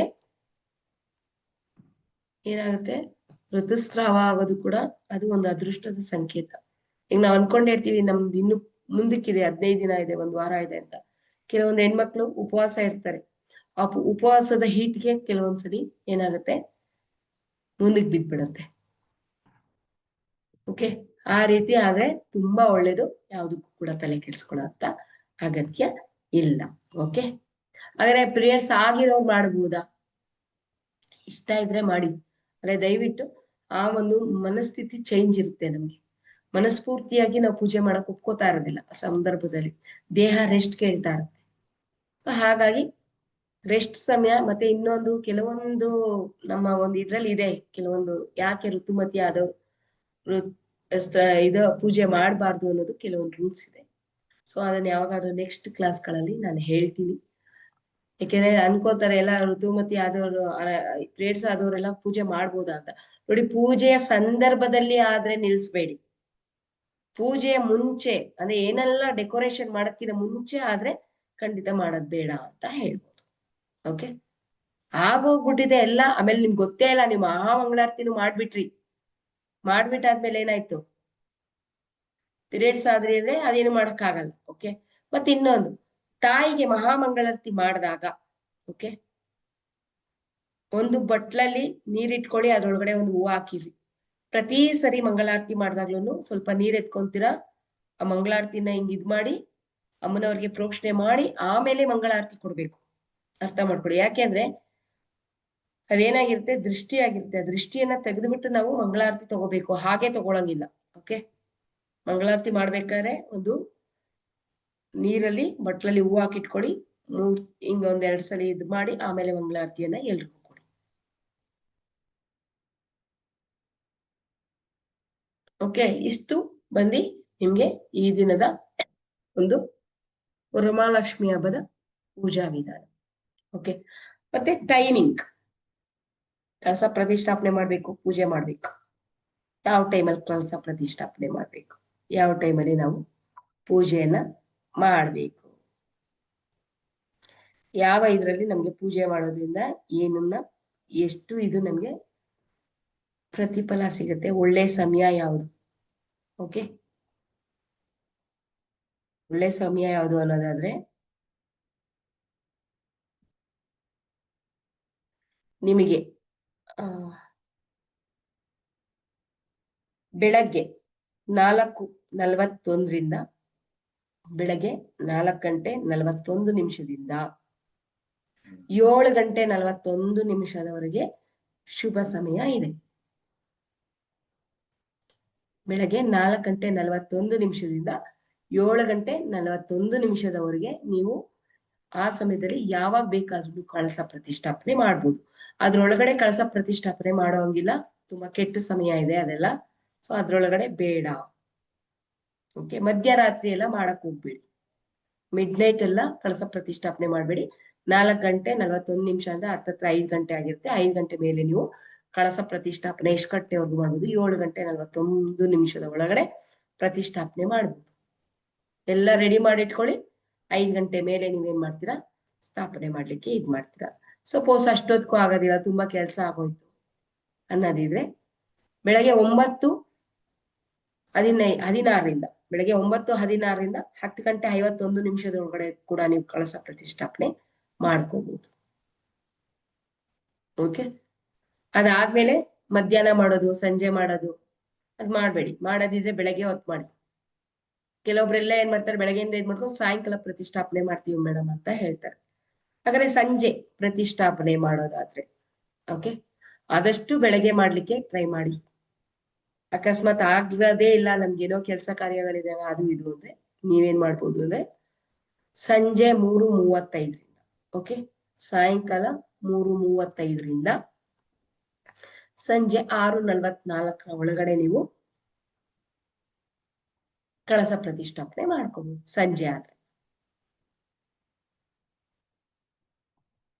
ಸಂಜೆ ಆದ್ರೆ ಆ ಸಮಯದಲ್ಲಿ ಮಾಡ್ಬೋದು. ಇನ್ನ ನೆಕ್ಸ್ಟ್ ಡೇ ರಿಮೂವ್ ಮಾಡ್ಬೇಕು. ಓಕೆ, ನೆಕ್ಸ್ಟ್ ಡೇ ರಿಮೂವ್ ಮಾಡ್ಬೇಕು, ಅಮ್ಮನವ್ರನ್ನ ಕಳಿಸ್ಕೊಡ್ಬೇಕು. ಆದ ಟೈಮ್ ಬಂದ್ಬಿಟ್ಟು ನಿಮ್ಗೆ 7:41 ಏನ್ ಮಾಡ್ಬೋದು, 9:16 ಒಳಗಡೆ ಏನ್ ಮಾಡ್ಬೋದು, ನೀವು ರಿಮೂವ್ ಅನ್ನ ಮಾಡ್ಬೋದು. ಅಮ್ಮನವರ ಇದನ್ನ ಮಾಡ್ಬೋದು. ಓಕೆ,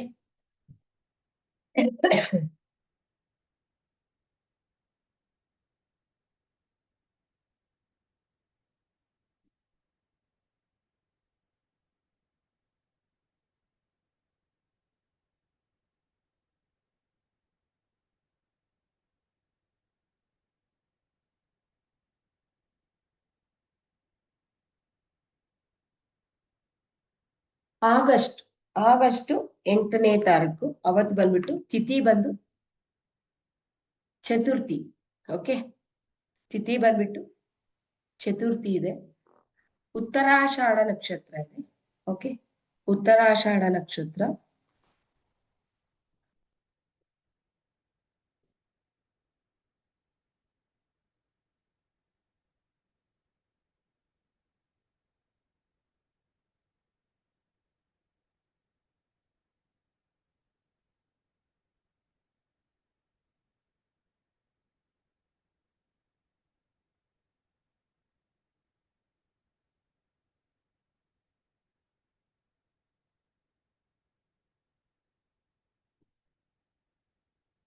ಹೌದು, ಉಪರಿ ಇರೋದ್ರಿಂದ ತೊಂದ್ರೆ ಏನಿಲ್ಲ, ಮಾಡ್ಬೋದು. ಓಕೆ, ಉಪರಿ ಇದೆ ಅಂತ ಕೆಲವೊಬ್ರು ಇದ್ ಮಾಡ್ಬಿಟ್ಟು ನೆಕ್ಸ್ಟ್ ವಾರ ಮಾಡ್ಕೊಳ್ಳೋಣ ಅಂತ ಇರ್ತಾರೆ. ತೊಂದ್ರೆ ಇಲ್ಲ, ಲಕ್ಷ್ಮಿಯ ದಿನ ಏನೇ ಬಂದ್ರು ಕೂಡ ಮಾಡ್ಬೋದು.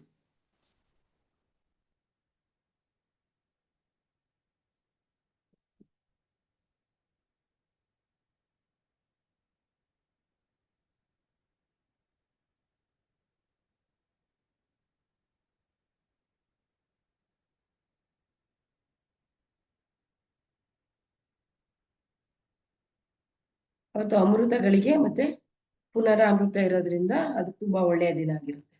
ಓಕೆ, ಅವತ್ತಿನ ದಿನ ಸತ್ಯನಾರಾಯಣ ಪೂಜೆ ಮಾಡಿಸೋದು ಕೂಡ ಬಹಳ ಉತ್ತಮವಾಗಿರುತ್ತೆ.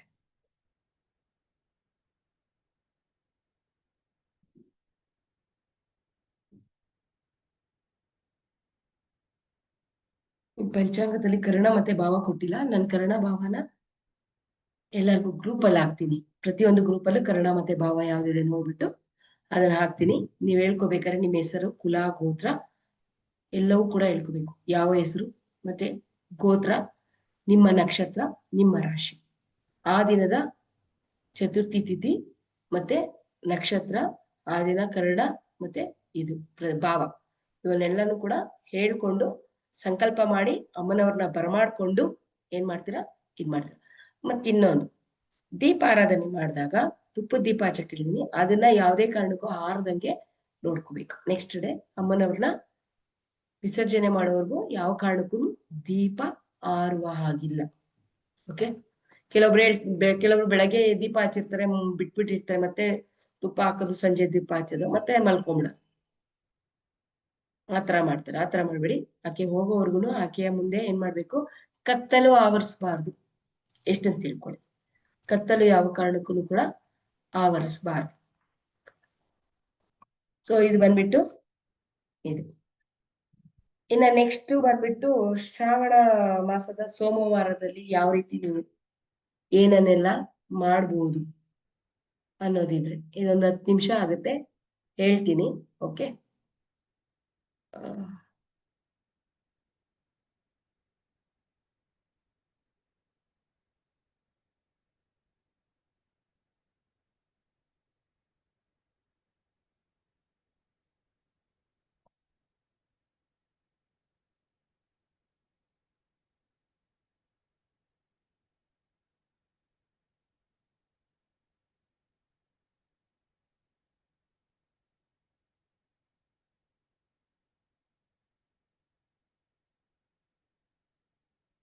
ಇನ್ನು ಶ್ರಾವಣ ಸೋಮವಾರದಲ್ಲಿ ನಾವ್ ಏನೇನೆಲ್ಲ ಮಾಡ್ಬೋದು.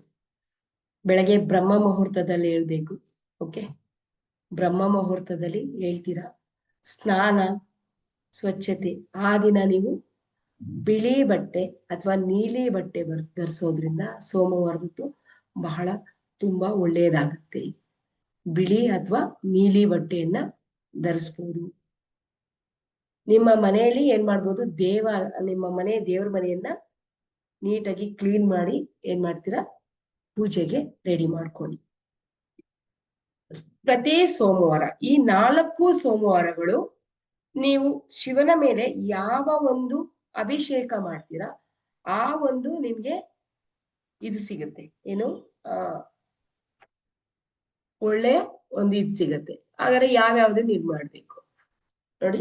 ಶಿವನ ಲಿಂಗದ ಮೇಲೆ ಆದಷ್ಟು ನೀವು ಸ್ವಂತವಾಗಿ ಏನ್ ಮಾಡ್ಬೇಕು, ದೇವಾಲಯದಲ್ಲಾದ್ರೂ ಮಾಡ್ಬೋದು, ಅಥವಾ ದೇವಾಲಯದಲ್ಲಿ ಬೇಕಾದ್ರೂ ಮಾಡ್ಬೋದು, ಅಥವಾ ಏನ್ ಮಾಡ್ಬೋದು, ಮನೆಯಲ್ಲೇ ಶಿವಲಿಂಗ ಇದ್ರು ಕೂಡ ಇದನ್ನ ನೀವು ಮಾಡ್ಬೋದು.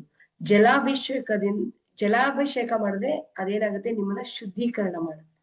ಓಕೆ, ಜಲಾಭಿಷೇಕ ಮಾಡೋದ್ರಿಂದ ಶಿವನಿಗೆ ಶುದ್ಧೀಕರಣ ಆಗುತ್ತೆ. ಹಾಲಲ್ಲಿ ಮಾಡೋದ್ರಿಂದ ಹಾಲಲ್ಲಿ ಶಾಂತಿ ಮತ್ತು ಆಶೀರ್ವಾದ. ಓಕೆ, ಶಾಂತಿ ಮತ್ತು ಆಶೀರ್ವಾದ ಮಾಡಿದ್ರೆ ಆಶೀರ್ವಾದ ಸಿಗುತ್ತೆ ಹಾಲಿನ ಅಭಿಷೇಕದಿಂದ. ಇನ್ನ ಜೇನುತುಪ್ಪದಿಂದ ಅಭಿಷೇಕ ಮಾಡಿದ್ರೆ ಶಿವನಿಗೆ ಸಂಬಂಧಗಳು ಏನಾಗುತ್ತೆ, ತುಂಬಾ ಚೆನ್ನಾಗಿ ಇರುತ್ತೆ, ಮಾಧುರ್ಯವಾಗಿ ಇರ್ತದೆ. ಇನ್ನ ಮೊಸರಿನಿಂದ ಅಭಿಷೇಕ ಮಾಡಿದ್ರೆ ಸಮೃದ್ಧಿ ಬೇಕು, ನಮ್ಗೆ ಹೆಚ್ಚಿನ ಒಂದು ಯಶಸ್ಸು ಬೇಕು ಅಂದ್ರೆ ಏನ್ ಮಾಡ್ಬೋದು, ನೀವು ಮೊಸರಿನಿಂದ ಅಭಿಷೇಕ ಮಾಡ್ತೀರಾ. ಇನ್ನ ನೆಕ್ಸ್ಟ್ ಬಂದ್ಬಿಟ್ಟು ತುಪ್ಪ. ಆರೋಗ್ಯ ಬೇಕು ಅಂದ್ರೆ ಶಿವನ ಲಿಂಗದ ಮೇಲೆ ತುಪ್ಪದ ಒಂದು ಆರಾಧನೆಯನ್ನ ಮಾಡ್ತೀರಾ. ನೆಕ್ಸ್ಟ್ ಮನೆಯಲ್ಲಿ ಎಲ್ಲರೂ ಖುಷಿಯಾಗಿರ್ಬೇಕು ಅಂದ್ರೆ ಏನ್ ಮಾಡ್ತೀರಾ, ಸಕ್ಕರೆಯಿಂದ ಏನ್ ಮಾಡ್ತೀರಾ, ಆರಾಧನೆ ಮಾಡ್ತೀರಾ. ಸಪೋಸ್ ಸಕ್ಕರೆ ಇಲ್ಲ, ಸಕ್ಕರೆಗಿಂತ ಶ್ರೇಷ್ಠ ಬಂದ್ಬಿಟ್ಟು ಕಬ್ಬಿನ ಹಾಲು. ಸಕ್ಕರೆಗಿಂತ ಶ್ರೇಷ್ಠ ಕಬ್ಬಿನ ಹಾಲು. ಕಬ್ಬಿನ ಹಾಲಲ್ಲಿ ಬೇಕಾದ್ರೂ ನೀವು ಇದನ್ನ ಮಾಡ್ಬೋದು. ಇನ್ನ ಬಿಲ್ವ ಪತ್ರೆಯಿಂದ ಅರ್ಚನೆ ಮಾಡಿಸೋದ್ರಿಂದ ಅದು ನಿಮ್ಗೆ ಅದು ಅತ್ಯಂತ ಶಿವನಿಗೆ ತುಂಬಾ ಇಷ್ಟವಾಗಿರುವಂಥದ್ದು. ಇಷ್ಟು ಕೂಡ ಎಲ್ಲವೂ ಕೂಡ ನಿಮ್ಗೆ ಏನಾಗುತ್ತೆ, ಪ್ರಾಪ್ತಿ ಆಗುತ್ತೆ. ಯಾವ್ದ್ರಿಂದ, ಬಿಲ್ವದ ಅರ್ಚನೆ ಮಾಡಿಸೋದ್ರಿಂದ. ಓಕೆ,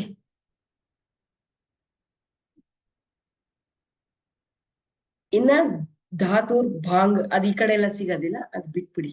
ಓಕೆ, ಇನ್ನ ಶಿವನಿಗೆ ಅಭಿಷೇಕ ಮಾಡ್ಬೇಕಾದ್ರೆ ನೀವು ಶಿವನ ಅಭಿಷೇಕ ಮಾಡಕ್ಕೆ ಏನ್ ಮಾಡ್ತೀರಾ, ಅವಾಗಿಂದನೂ ಕೂಡ ಓಂ ನಮಃ ಶಿವಾಯ, ಓಂ ನಮಃ ಶಿವಾಯ, ಓಂ ನಮಃ ಶಿವಾಯ ಅಂತ ಏನ್ ಮಾಡ್ತೀರಾ, ಹೇಳ್ಕೊಂಡೆ ಅಭಿಷೇಕ ಮಾಡ್ಬೇಕು.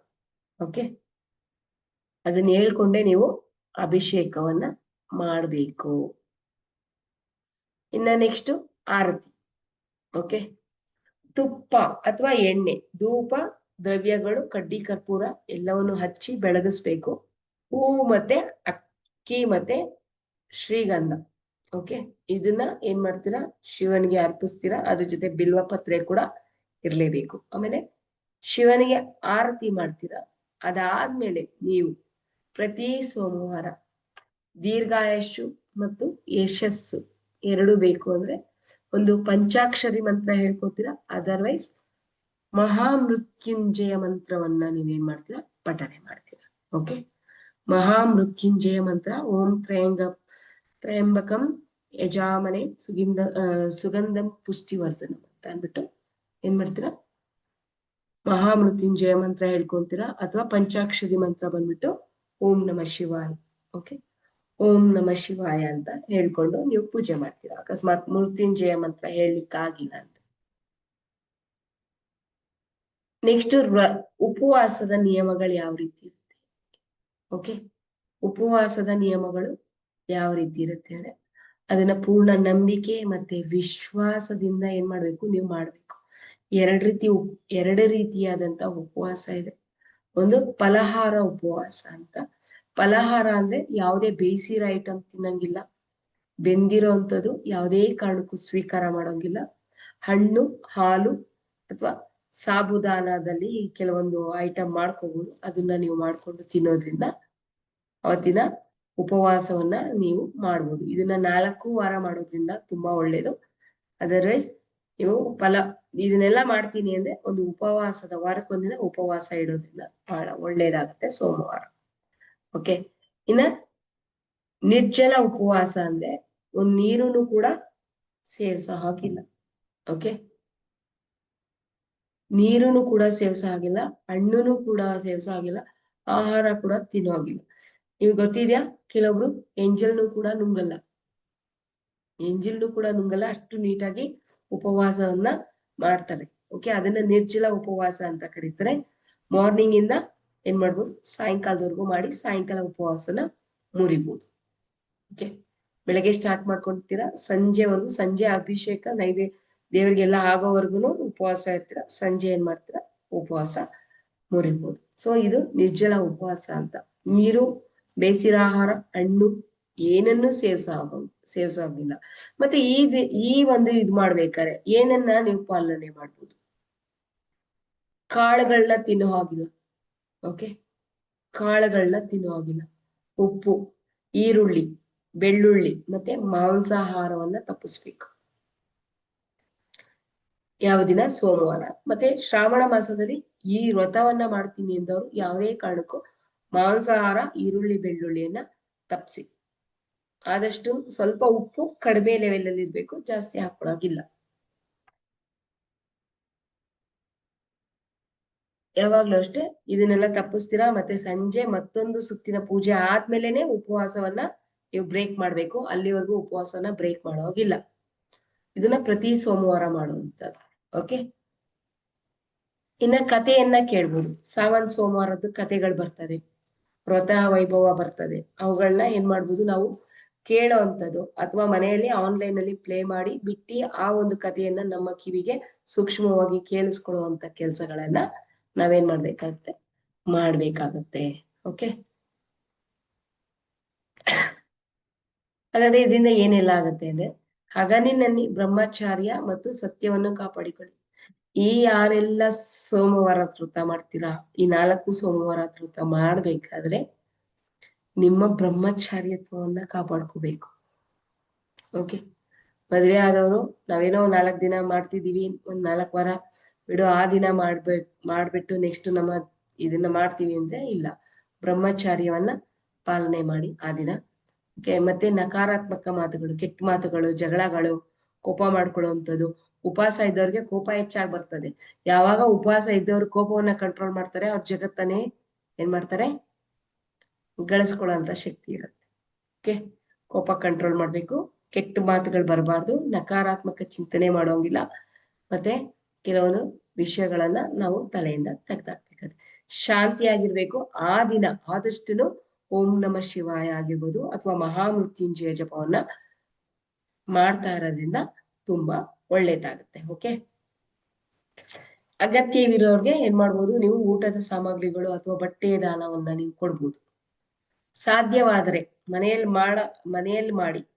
ಮಾಡಿ ಆದಷ್ಟು, ನಿಮ್ಗೆ ದೇವಸ್ಥಾನಕ್ಕೆ ಹೋಗಕ್ಕಾಗಲ್ಲನೆ ಮನೆಯಲ್ಲಿ ಮಾಡಿ ಆದಷ್ಟು ಟ್ರೈ ಮಾಡಿ. ಈ 4 ವಾರಗಳಲ್ಲಿ 1 ವಾರ ಶಿವನ ದೇವಾಲಯಕ್ಕೆ ಹೋಗಿ ಬರುವಂತ ಪ್ರಯತ್ನ ಮಾಡಿ.